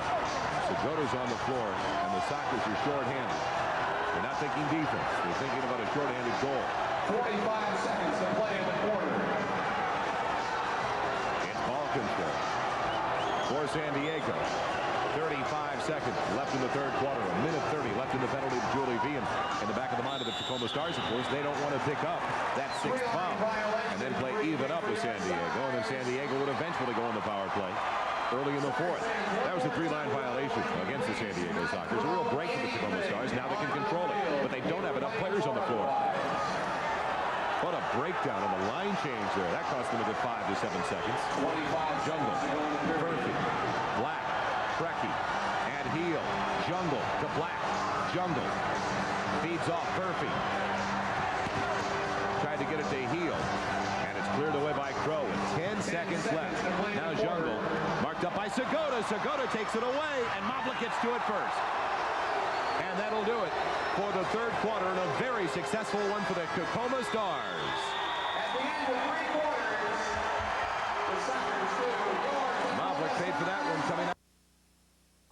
You know that for the 4th quarter. And at the end of 3, it's the Stars 5 and the San Diego Sockers 2. At the end of the third quarter, Game 4 of the Western Division Finals, the San Diego Sockers down by 3, surprisingly so, to the Tacoma Stars 5-2. And let's head downstairs and check in with Bill McDonald and the head coach of the San Diego Sockers, Ron Newman. Thanks, Joel. I'm down here along the bench with Ron Newman. Ron, is it just that Tacoma is playing so well, or your club isn't playing very well at all? Well, I thought we started off pretty well, and we should have been better rewarded early on. But now I think we're losing our composure. We're getting frustrated. We're fighting back when we should settle it down a little bit, and the crowd are obviously bringing their players up. What we've got to do is just play our game. We can still get back in it. We can get a goal now. All right, Ron. Good luck in the 4th quarter. All right, back upstairs to Joel. They've got plenty of time. There's no doubt about that. 15 minutes of indoor soccer remaining at the Tacoma Dome. It's great to have you with us along the Prime Ticket Network. Joel Myers along with Bill McDonald. And we start the final 15 minutes with the Stars up by 3. Now, Tacoma has to guard against going into a defensive shell, playing very tentative and conservative indoor soccer. They do want to play, though, a counterattacking game. San Diego has got to push the ball. They're down by 3. So now Tacoma has to play the role of a counterpuncher, which San Diego was doing early in the contest, and look for those openings when they can take advantage of a 3-on-2 or a 2-on-1 break. But right now, they've got to play defensive soccer because Tacoma is on the power play for the next 45 seconds. Julie V still in the box for unsportsmanlike conduct. Brecky out to Jungle. Room to work. Puts it to the right foot. And it's deflected off the head of Brian Quinn. Out of play. Corner kick coming up for the Tacoma Stars. 16 seconds gone in the fourth quarter. 39 seconds remaining in the man advantage for the Tacoma Stars. Tacoma 1 of 3 so far on the power play this evening. Keith Murphy, Steve Jungle, Ralph Black-Brecky, and Gary Heel comprise the man advantage team for the Tacoma Stars. In front, Brecky wide. Great timing on the pass by Murphy, though, but Brecky was just off balance when he tried to get it away. Now a steal for Brian Quinn. Quinn with Chacha Namdar. He can get it over to the right foot of Namdar. Back for Quinn, wide open, and a goal for the Sockers. Brian Quinn with a shorthanded goal. The no-goal patrol comes through. San Diego right back in it, down by 2. And we've only played 29 seconds of the fourth and final stanza. It was a give and go, and it worked to perfection. The unselfish play of Quinn and Namdar. And Quinn put it right under Mavlik as he was on his way down. Quinn waiting for Mavlik to make the first move. And put it right between his legs. Players call that nutmegging the keeper. And it's the ultimate if you're a striker. Steve Jungle with the ball. Tacoma still in the power play over to Keith Murphy, wide open on the wing. Cuts it to the right foot. Just off the post. Went to the near side. Not much room to work with, but he almost put it in, believe it or not. 5-3. Stars on top of the Sockers. 14-10 left in regulation. The Sockers kill off the penalty. Brian Quinn now back in full strength. doing an outstanding job of killing off that penalty. Clavillo comes on the floor. V is back out of the penalty box. Jungle is called for the obstruction, knocking down Fernando Clavillo. And that is the first foul of the fourth quarter. And it belongs to the Tacoma Stars. Let's get an idea of how fierce this contact was upon impact. Clavillo and Jungle. Jungle, that's got to be an obstruction call. And Clavillo went right down to the turf. San Diego, big shorthanded goal. And Joel, as you would expect, very chaotic on the San Diego bench. And Jimmy Gorsuch turned to me before he went on with Ron Newman and said, hey, have you ever seen us play this bench? Quinn gets the goal. Oh. Quinn with his second in less than 60 seconds. He got one at 19:31. Now he gets one with 13:44, and that's Quinn's third goal of the contest. A hat trick for Brian Quinn. And right away, the Sockers showing their composure, not panicking, and they're only down by a goal now, 5-4. Brian Quinn's the one you look to get things happening. And here he is, as you mentioned, 2 goals right away here in the fourth quarter. The Sockers down now only 1, and you can see the frustration setting in on Tacoma. And this play is a little bit on their mind now. San Diego coming back, that they can score on Tacoma. They thought they were invincible up to this point, and still 13:42 to play. Now Tacoma has to worry about the inexperience factor as well. They've never been facing this kind of situation. San Diego has seen it often. Bronco Sugoda looking for the equalizer. He had Schmetzer, decided to hold on. Goes to Kevin Crow. 13:20 left in regulation. Sockers down by a goal. Jacques Ladouceur has it. Goes for Crow, is wide open off the head of Coker. Black wanted to get it to his teammate Heel. Out of play. Off Kevin Crow. Brian Schmetzer also there. I believe it was out of play off Schmetzer. And it's a free kick coming up. The Stars have it. There's Brian with the hat trick tonight. And you can tell he's a rah-rah type guy. He's going to get his teammates going. On and off the field, Brian Quinn is a definite leader, and tonight he's doing it, scoring also with the hat trick. He's got 3 out of the 4 San Diego goals, and the big one, Joel, was the shorthanded effort. That really got things turned around. Tacoma came out a little bit conservative, even though they were on the power play, and that's what killed them. Exactly what we mentioned, that they're going into that defensive posture, and they can't do that. They've got to do what brought them here, and that's play up and down, confident soccer. Now they're with reeling. the steal. They're on the ropes right now. There's no doubt about that. They've shown very little offense over the first 3 minutes. Make that first 2 minutes of the fourth. Hugo Perez has it for the San Diego Sockers. Sockers leading the series 2-1. Tacoma tried to hold on and force a 5th and deciding game on Friday night at the Sports Arena in San Diego. Clavillo, V, Katakalides. on the backside for San Diego. McAllister took it away. V gets it right back on the pass by Furphy that got away. Looking for Ladouceur.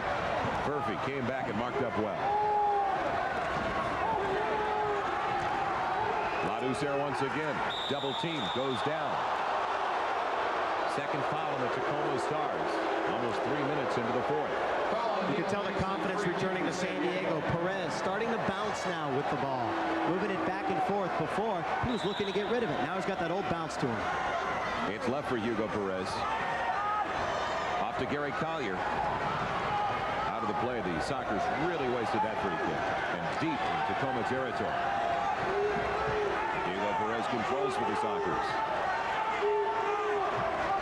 Things opening up for the Sockers, especially on those through balls to either side of the box. Ladouceur keeps it in. Under 12 minutes left. 11:55 remaining in the fourth. Hugo Perez marked up by Bob Lenarduzzi. Minor infraction. The foul is called against Lenarduzzi. The third against Tacoma. No foul yet against the San Diego Sockers. Everything going San Diego's way, and Wilridge puts it out of play. As important as the 3 fouls are on San Diego, so are, rather on Tacoma, so are San Diego having no fouls, because that means they can afford to be aggressive and give a few fouls down the stretch, going for 50-50 balls. That's very, very important. And Ron Newman, that quiet confidence on the bench, sometimes not so quiet, but I don't know anybody that is, right now. I don't know anybody that has ever described Ron Newman as quiet. Well, I just did it right there. He looks very composed being down 5-4 here in a very important game. Got to feel a lot better than he did 3 minutes ago. Absolutely. His squad was down 5-2. And 2 goals in the first minute and a half. The fourth quarter bring the Sockers back. Jungle to Lenarduzzi. They've got to get the ball down to Jungle, and they do so. He loses control. Namdar's got it back to Zoltan Toth. Now V looking for the long outlet. And he gets away from Waters. Time to pick it up. Namdar taking a regular turn now for the San Diego Sockers. He's like a little water ball. I'll tell you who else is going to play a very big part down the stretch. Julie V in one-on-one, and he scores! Julie V ties it up. And Tacoma now getting burned defensively continuously. It's 5 apiece. The Sockers with 3 goals in the first 3 minutes and 55 seconds of the fourth quarter. 3 unanswered goals, and they do it so quickly. That was a complete defensive breakdown. Julie V sticking behind the defense. We catch the tail end of it, but Julie V, with the opportunity, buries it into the back. Mavlik never had a chance, had no help defensively. Now we get a better chance to look at it. Great ball by Kevin Crowe. Off the side of his left foot, went right past Joe Waters, and Julie V just fake turned. It was kind of a pick and roll situation. Julie V streaking down the right-hand side, his 6th goal in the playoffs. He disappeared last game. He's back on the scene right now, and it's all tied up at 5 apiece. And right before he scored, Joel, I was about to say somebody who's going to play a key part for the Sockers down the stretch will be Zoltan Toth in goal. It's his time now to stop Jungle and company and let the Sockers back in the game. That last goal, as we look at the replay, is a perfect example of why Tacoma is tied up now with San Diego. They've been playing the ball, not the man. Waters should have forgotten about the pass completely and just backed up. That was his man on the backside. That's a big problem in indoor soccer because of the small confines. You have to be beware all the time and aware of where your opponent is. Brecky up front with Jungle. Brecky bounced out of the play by Schmetzer. Coker's got it now for San Diego. Sockers on a roll. Gene Wilridge into the attacking zone. And an easy one to the near post from Mavlik. 10:20 left in regulation. San Diego 5, Tacoma 5. And a hold called against San Diego, their first foul. The 3 for the Stars. Fernando Clavijo came over from the Golden Bay Earthquakes. Played for the Arrows during their championship season of 81-82. And was an NASL All-Star back in 83-84 when he was a teammate of Steve Jungles, who's right there with him. And they were both members of the Earthquakes. Playing down in San Jose. Jungle in the half volley. Can't get it away. Loose ball up in the box. Brecky can't control. Namdar's got it. On the turnaround with 10:05 left. Cha-Cha Namdar looking to give his team a lead. Schmetzer shot. Goal! Over the shoulder of Mavlik. He ducked himself right out of the play. Bryan beat everybody down the floor on the left-hand side, and San Diego celebrating. They have the lead 6-5, 10 minutes to play. And that showed who wanted the goal right there. Alan Hinton can't believe it. Schmetzer just outraced the rest of the Tacoma team on the left wing side. Namdar leading the break. Schmetzer filling the lane beautifully. And it's up and over Mavlik, who turned his head. Even Mavlik now was playing a little scared, Joel, before he would make that brave save. And now Brian Schmetzer, his first goal of the playoffs, and a complete turnaround. 4 unanswered goals in less than 5 minutes. 4 minutes and 59 seconds to be exact. Cha-Cha Namdar with the assist. Soccer 6, Stars 5. And to say that the largest crowd in MISL playoff history is a bit anxious is an understatement. Heel has it taken away. For some reason, Tacoma is not looking up the floor at the offensive end. They're trying to play everything back to their own red line to set everything up too perfectly. That was a foul on Furphy. And a penalty on Keith Furphy. So now to compound the problems of the Stars, they're really digging themselves a hole. Furphy's off. Tripping up George Katakalidis. And Furphy is still talking to Katakalidis. He's saying, get up, you're not hurt. Stars penalty. Katakalidis fell down in the wrong place in front of the Stars bench. They call it a boarding penalty against Keith Furphy. Doesn't make any difference. The Stars, a man short for the next 2 minutes. It comes with 9:45 left in regulation in San Diego. The Sockers up on top of the Stars by a goal. The magic is back for the men in blue right now. And I'm sure everybody down in San Diego is used to that. Here's the largest crowd in MISL playoff history, 19,476. That's 8 more than the previous record set in Cleveland. And they are enjoying a great ball game. And we mentioned how anxious they are right now, seeing their Tacoma Stars down 6-5 in what they thought was going to be a runaway. And in this beautiful building in Tacoma, they have a solid franchise, I think, here for years to come, Joel, and this is really going to sell the game tonight. This season built the foundation, without a doubt. There's Keith Furphy off for, well, it was a boarding penalty, actually. The 5:15 mark. Wad Hermes, Julie V, Gene Woolridge, Adi Coker, and Perez on the power play. Coker couldn't head it in off the rebound from Wad Hermes. Now it was Ralph Black trying to clear it ahead. Hermes gets it back. What a big, big time for the Tacoma defense. They must kill this penalty off. Another San Diego goal will really send them reeling. I don't know what Ron Newman said to his squad. Maybe it was you, Bill. Maybe you did it when you went down on the bench. But he must have said something right in between the third and fourth quarters, because his, as they say, his lads came out roaring. Boy, didn't they? 4 goals in the first 4 minutes and 59 seconds. Did you give some instructions down there when you were down there? Did you lend some advice? I'll tell you, he got a little upset at everything. He was upset at everybody. Jimmy Gorsek was upset at everybody. And I think San Diego just knew they could play better. And the Sockers have come out and proved it right now. They were embarrassed. Hermes to Coker. Blows an easy opportunity in front. Had time to settle it. I think maybe we'll have to talk to Ron Newman a bit more often. He should invite us back. Willrich goes wide. San Diego in the power play for the next minute and 10 seconds. Into the corner it goes for Wad Hermes, who already has a power play goal tonight. His 4th of the playoffs. 4th power play goal, 6th overall. B punched away by Mavlik. Hermes hits the post. That was a pretty one on the half volley. 55 seconds. Willrich. Perez was blocked by his own man in front, Adi Coker. 45 seconds left in the power play for the Sockers. The Sockers so far in the man advantage, 1-for-1 tonight. Coker with Perez. One-touch passing to perfection. Willrich blocked in front. Black and Megson right there for the Stars. Segota is not in on this power play, and I'm interested to see whether or not he will come out now. Actually, Bronco is running off what appears to be a minor injury on the San Diego bench. There's Peter Mavlik. He is shell-shocked. 4 unanswered goals here in the 4th quarter, seeing his easy lead slipping away. And I'm wondering about Segota, because this is his opportunity, his time on the power play. Mavlik can't be faulted for too many of the goals tonight, but the last one, it looked like he could have gotten his body out in front.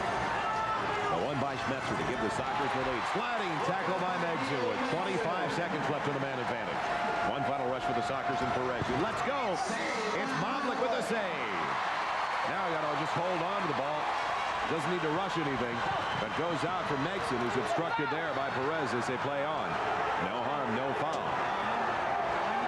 And the penalty winding down to Keith Murphy. 5 seconds remaining. On the power play for the Sockers. One final charge for San Diego. Coker couldn't control. Hermes tried to turn and shoot. Black has it, and Murphy's back on. That does it for the power play. Murphy wanted to get up in front. He would have had a 2-on-1 with Norman. Instead, it's Julie V. Mavlik with a slapper there, slapping it away from the goal mouth. And it's cleared out. David Norman. That clear ball was just to get a moment's breath for all involved at that situation. 7:15 left in regulation. Quinn with Coker. Back to Quinn. Save Mavlik. Great save. His biggest of the game thus far. Perfect 1-2 executed by Coker and Quinn, and San Diego right now executing beautifully. Brian Quinn with the ball. Kick from behind by Megson, who picks up a foul.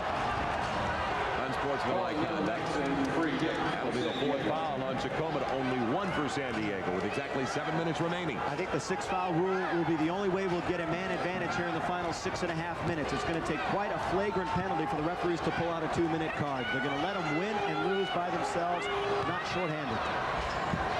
Coker with the header. It stays in play. Quinn's got it against Megson. Tacoma back and forth defensively. And a good job by Quinn just to control and wait for V to get into the play. V. Crow wanted it. And now it's the keeper, Mavlik. Will Tacoma be able to get the equalizer over the next 6 minutes and 25 seconds? They've got to get it up to Preki. He controls. Preki pulls away from V. Preki tries to cut it across. Pulled down by Namdar. No penalty, just a foul. The second on the Sockers. And Preki really going at it with Cha-Cha Namdar. Look at Brian Quinn. Now is not the time for Preki to do this. This is where maturity will come into play. Penalty coming up. Matching penalties. Greg Blassingame going off, and so is Brian Quinn. Now Quinn wants Blassingame.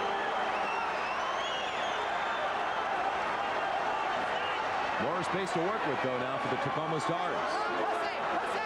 And in this exchange, Tacoma will get the best of it. If Preki had gone off, I would think it would be even up.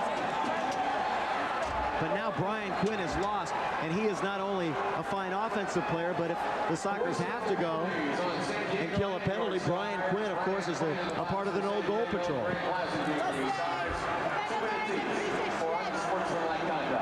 I think we picked that one up, did we? He said, meet me around the corner in a half an hour. I'm telling you. When we come back, it'll be four-side, plenty of space if the Stars can tie it up. 6:14 left in regulation. Sockers have the lead by a goal.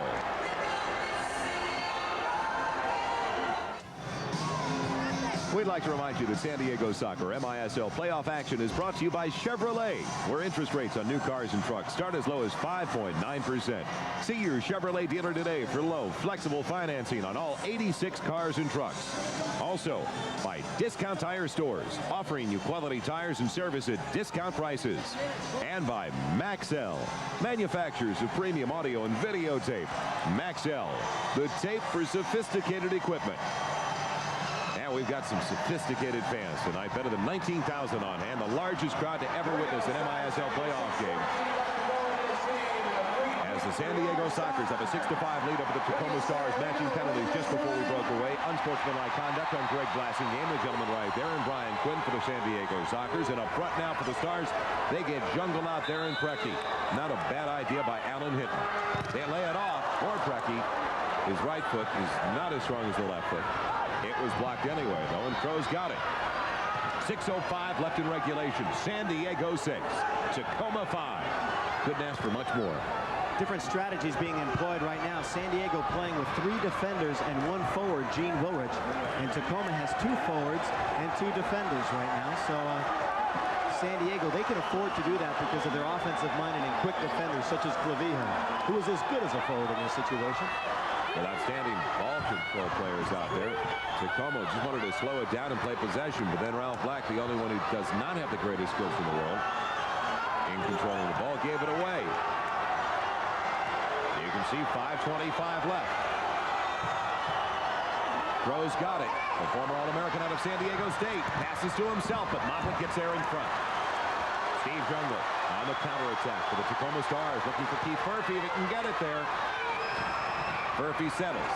They play it back to the point. Doesn't get enough mustard on it. Wilrich on the turnaround. Line change coming up. Wilrich to the right foot, blocked there by Neil Nexon. Nexon bounces Wilrich out of the play, but it's kept into the point by Schmetzer. Under 5 minutes left, 4:55. San Diego by a goal. Toth cannot touch it. Not touch it with his hand. Just dumps it out. Excuse me, Joel. You have to start thinking sixth attacker now for Alan Hinton and Tacoma. When will he pull? And I'll tell you, Tacoma traditionally has been one of the most successful teams pulling the goalkeeper. We'll have to wait and see if they do it early. Look out, Ladouceur blocked by Megson. Cutting it back to the left foot. It's off the head of Steve Sharp. He got his first playoff goal this season. And it's a free kick for the Sockers. 15 seconds to go on the coincidental penalty. Matching penalties. The Blasting game and Brian Quinn will expire in 14 seconds, make it 13 seconds. 4 aside for the next 13.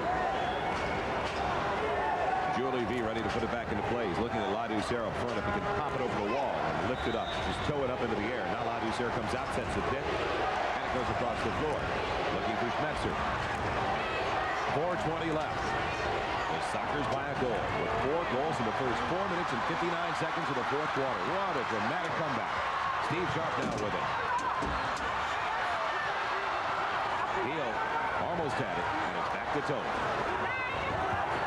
Ron Newman will play most of his playoff veterans, mostly all of them are, but fellows like V, Quinn, Segota, they will see most of the time down the stretch.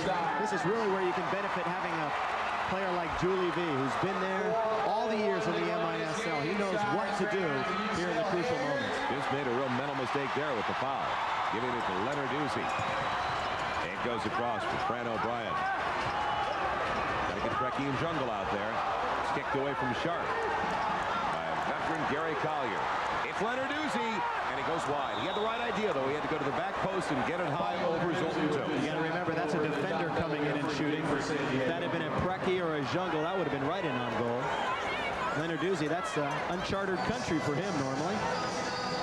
He's really been impressive, though. 3:46 remaining. Long-time veteran of the NASL, Bob Leonarduzzi. This Tacoma franchise is going to be around a long time now. Soccer 6, Stars 5. Well, will it be Minnesota on Friday night or game number 5? Still to be determined. Plenty of time for the Tacoma Stars. All you have to do is ask the San Diego Sockers.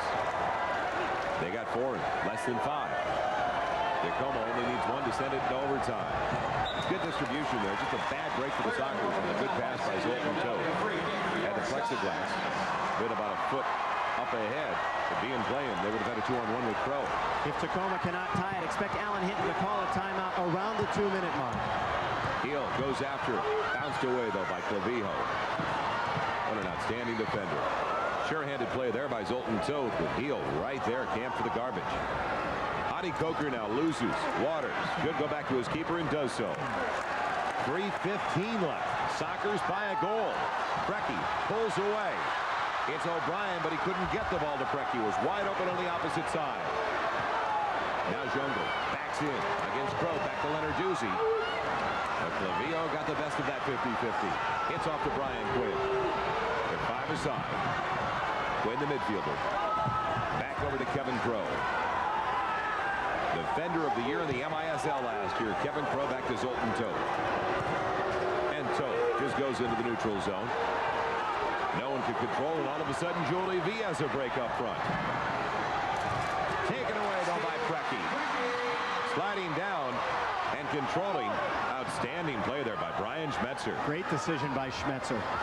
2:25 left. Collier plays the percentages back to his keeper. Will it go 3? No, it doesn't. It's kept alive. He might call timeout here. You are reading Alan Hinton's mind.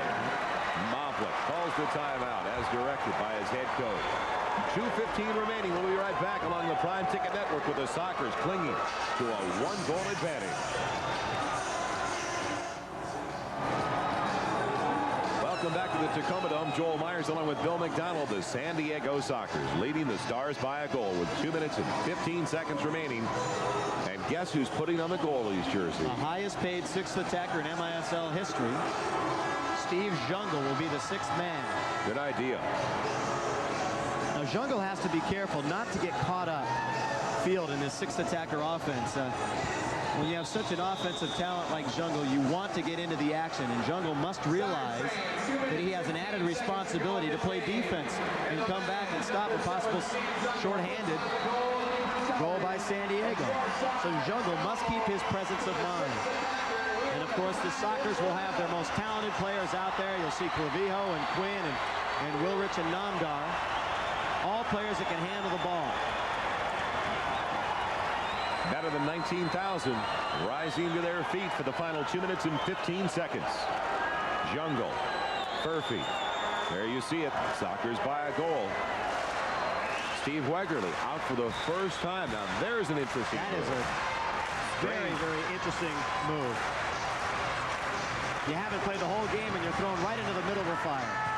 Brecky. What a ball control specialist he is for a first-year player. Ralph Black settling it down. Furphy at the point. Jungle in the middle, the trigger. And over to the right side, Wegerle. Wegerle has been a consistent scorer, though, since he came over to Tacoma in January. He's been around the block a few times, and he's tripped up by Gene Wilrich. Free kick, put back into play. Brecky cuts it back. Shot. Saves Otentoe. Great play by Wegerle, though, to put it right back into play. Oh, everybody's heart starts beating a couple of trips faster when Brecky gets it into the box. He has such great control in there. Crow controls. Minute and a half left. Sockers by a goal. Jungle down. Tacoma. He's got Brecky over to the left side. Furphy coming down the pipe. To the left foot. In front. Blocked by his own man, Heel. And he tried to heel it back to the point, but it gets by Ralph Black. Look out. This could be the icing on the cake. Brian Quinn over to complete. Clavijo, and he's got it. The San Diego Sockers go up by 2, and that should do it with 67 seconds left in regulation. Is Minnesota listening? Well, Jungle had that added responsibility, and he couldn't answer the bell. Still not over. Minute 7 left, but it's a 2-goal San Diego lead, and the way the crowd is reacting, it's almost as if they're throwing in the towel right now. Let's take a look at it. This could be the icing on the cake in the series for San Diego. And it's Brian Quinn making the play. Fernando Clavijo just a bit behind him, but he's not going to miss an open net. And you can see Jungle. He wasn't in any kind of a position to make a move and stop that. And it was the speed of the Sockers that paid dividends that time, and possibly the series. And Steve was just backpedaling. It wasn't like he was trying to get into the cage and use his hands. Jungle's got it now with exactly a minute remaining. It goes over to Ralph Black. Up for Furphy. Stars have to hurry just to try to get one back. Now it's Julie V. Couldn't control. Sends it down. It'll go way wide. Ladouceur rushing the play on Jungle. 45 seconds to play in the game. And a goal. They say Jungle was not fouled, and Ladouceur scores. The Jungle could not control, and it's 8-5 San Diego. So the Sockers will beat the Minnesota Strikers on Friday night at the Sports Arena in San Diego. What a comeback by the San Diego Sockers.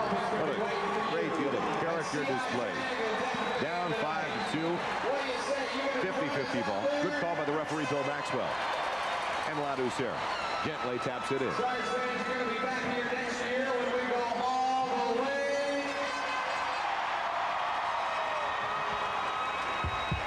Better than 19,000 leaving. Not disappointed by any means, though. Their Stars have had a phenomenal season.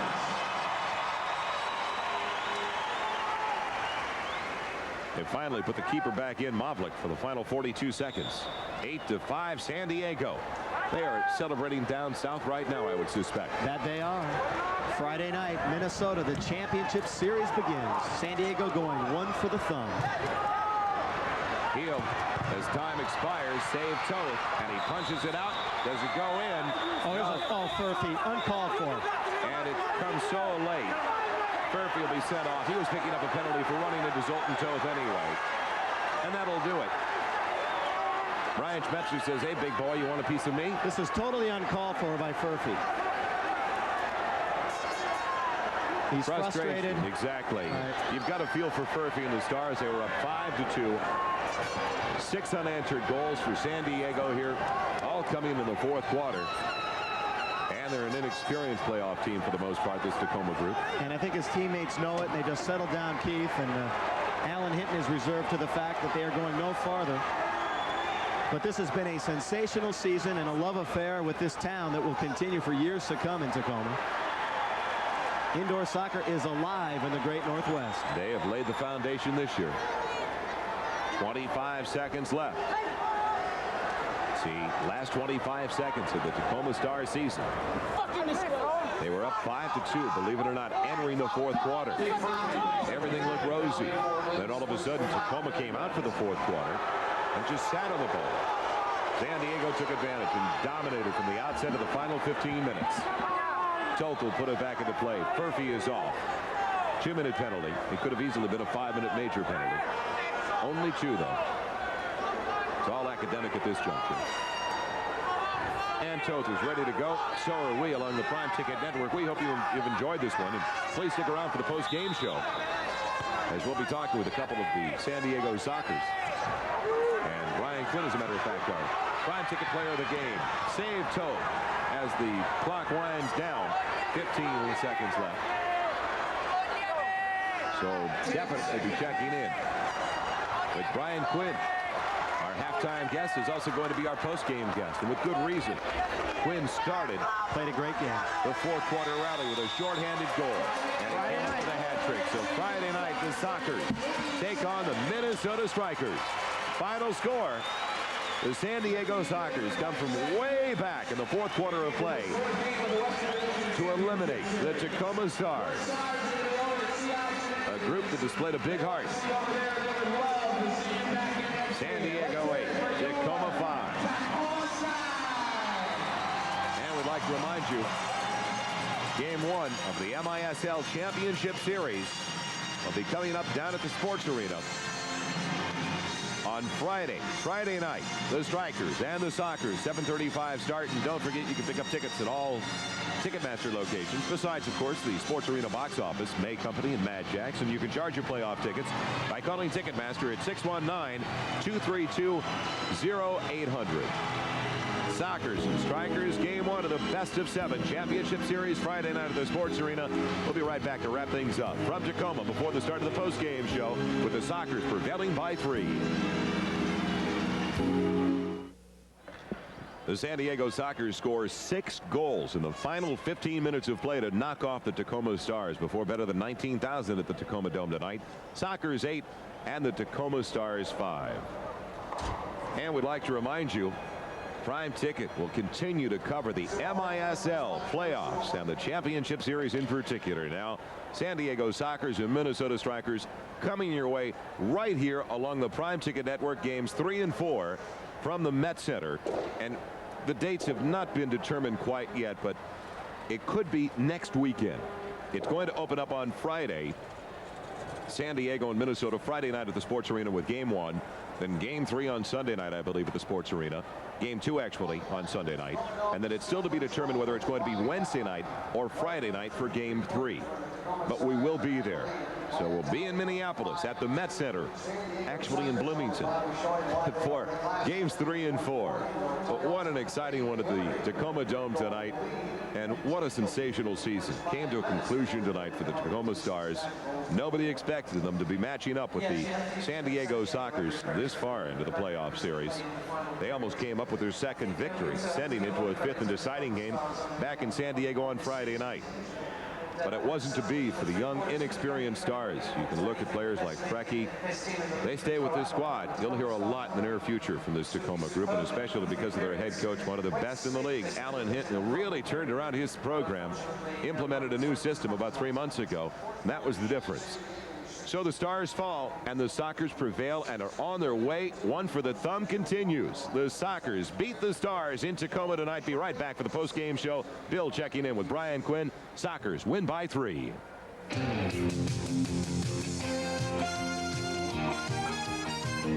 Prime Ticket has presented the Major Indoor Soccer League playoffs. Brought to you by your Southern California Chevrolet dealers, where you can get what you're driving for. By Stroh's and Stroh-Lite. Now you're talking good times, and Stroh's is spoken here. By Discount Tire Stores, offering you quality tires and service at discount prices. By Great Western's family of companies with over $25 billion in assets and over 600 offices. We'll always be there. By Avis Rent-A-Car, with over 70 locations in Southern California and Las Vegas to serve you. Send Avis and SOS. And by MISL, manufacturers of premium audio and videotape. MISL, the tape for sophisticated equipment.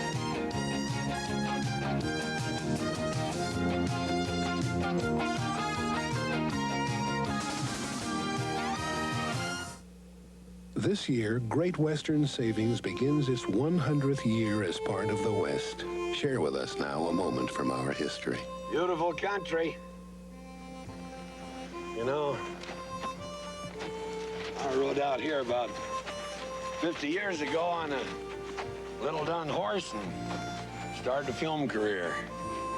Picture called The Big Trail. Well, I've made quite a few since then. Some good and some bad. Matter of fact, in those days, a Great Western savings account had to come in pretty handy. Matter of fact, they come in pretty handy anytime. It's kind of nice to know you have something set aside. So if you ever figure on that, remember that Great Western savings can be mighty helpful. Don't forget. Filmed in 1978. Welcome back to the Tacoma Dome on a wet and cool evening in the Great Northwest, and what a game it was. The San Diego Sockers winning Game 4 and winning the series 3-1, defeating the Tacoma Stars tonight by the score of 8-5. Welcome back, everybody. I'm Joel Myers. They call it one for the thumb at the outset of the season, the drive for 5. You can call it anything you want. But the San Diego Sockers are going for their 5th straight indoor soccer title, and they truly deserve it if they can come through and defeat the Minnesota Strikers. A brilliant comeback tonight by Ron Newman's bunch. 6 goals in the final quarter. 6 goals over the final 15 minutes. 4 in the first 4 minutes and 59 seconds. And we've done about 30 indoor soccer games this year along the Prime Ticket Network, and without a doubt, that has to rank in the top 2 or 3 for totally entertaining from start to finish. And you have to give Alan Hinton and his group a lot of credit as well. They hung in there, but they just didn't have the experience and the know-how when it came down to the final 15 minutes of play. San Diego really showed what it takes, and that's playoff experience the last 4 years for the San Diego Sockers. Our player of the game is downstairs right now. Hat trick tonight for Brian Quinn of the San Diego Sockers. Let's check in with Bill McDonald. Thanks, Joel, and here we go again. Brian Quinn, our halftime guest, and Brian's here for the post-game show, our player of the game. Well, it took a while, but you got things going in that 4th quarter. Yeah, I think we were getting ready for the 5th game back in San Diego then, so we tried to lift the tempo a little bit and get things going and get off on the right foot in the 4th quarter, so if the game went back to San Diego, we'd be ready. All right, what happened? You scored 6 unanswered goals. You looked like you were going to get blown out of the game. All of a sudden, a complete turnaround. I don't know. I think the first half and the first 3 quarters, we weren't playing with enough viciousness or eye of the tiger stuff, as we call it down there, because we weren't getting into people and hitting them, or the tackles, throwing our bodies in and getting wee feuds going with. I think it helps us, San Diego, because then it lifts everybody. In the first 3 quarters, it was too nicey, I feel. It seemed to us from upstairs that Tacoma was laying back on defense. They weren't pushing up offensively, and they gave you every opportunity to come back and tie up the game and go ahead. Was that what you felt like also? I think in the last game, it worked for them, where they closed us down for the last quarter and we couldn't score a goal when they were leading 4-3. They just blocked everything off, and I think that they were going to use the same tactics tonight again. And in one sense, it backfired on them, because we got a couple of goals, and it was nice for us, and it gave us a little bit of momentum. And I think once they were in a defensive stance, they couldn't get out of it again. All right, tonight you wore the big sombrero. You scored the hat trick, and let's go through all 3 goals, and you can help us through with them all. And the first goal, early on, the first goal of the game. Yeah, Bronco just hit it across me from a free kick, and as it's coming, you just keep your head down and hope it hits a target, and unfortunately, this one went in. Now, was this deflected? No way. Oh, okay. It appeared that it might have been, but all right, we'll call it a clean goal. It was a 1-0 lead. Then what I thought was the most important goal of the game, the shorthanded goal in the 4th. Yeah, Steve lost the ball, Jungle, and I won it, and I just nicked the ball to Chacha, and he got his toe to it, so I went through 2 of the players, and I just had to keep it down. Unfortunately, I think it went through Maulik's leg, so it was nice because it gives a wee lift then. And I'll tell you, Maulik finally proved human there in the 4th quarter. Yeah, he's been playing out of his skin like the first 3 games, so it's nice that he wasn't doing too well tonight. And here you completed the hat trick. Yeah, Julian had a great ball, and again, I knew where the nets was, so I just had to hit it first time, and Peter came to close the angle, and fortunately for me, I nicked it inside him, and it went in off the post. Now, what is that, your 2nd career hat trick in the playoffs? Do you remember your first? Yeah, you don't get too many, I think. The last one was last year against Baltimore in the final, so it was nice for me, and it doesn't happen too often. Now, you mentioned to me that Bronco Segota is hurt. Why don't you pass along to our fans his condition? Yeah, I think Bronco wanted to turn the ball, and he says he felt a muscle pop on his calf, so I mean, that's, even if I had lost the game, Bronco's even a bigger loss. All right, tonight's a celebration, but now you have to start looking forward to Minnesota. Can you beat them? They've beaten you 3 straight times. Yeah, we've always had a hard time against Minnesota, and I think the lads were just celebrating in there because Brian Metzer's wife had a baby girl yesterday, so I think this victory was for her and the baby Daniela Rose, sorry. All right, and Friday night, San Diego, your fans will be ready. It's time to go now. All right, Brian Quinn, our star of the game. San Diego wins the Western Division Finals 8-5 against the Tacoma Stars. Friday, they open the championship series against Minnesota. Back with more in a minute.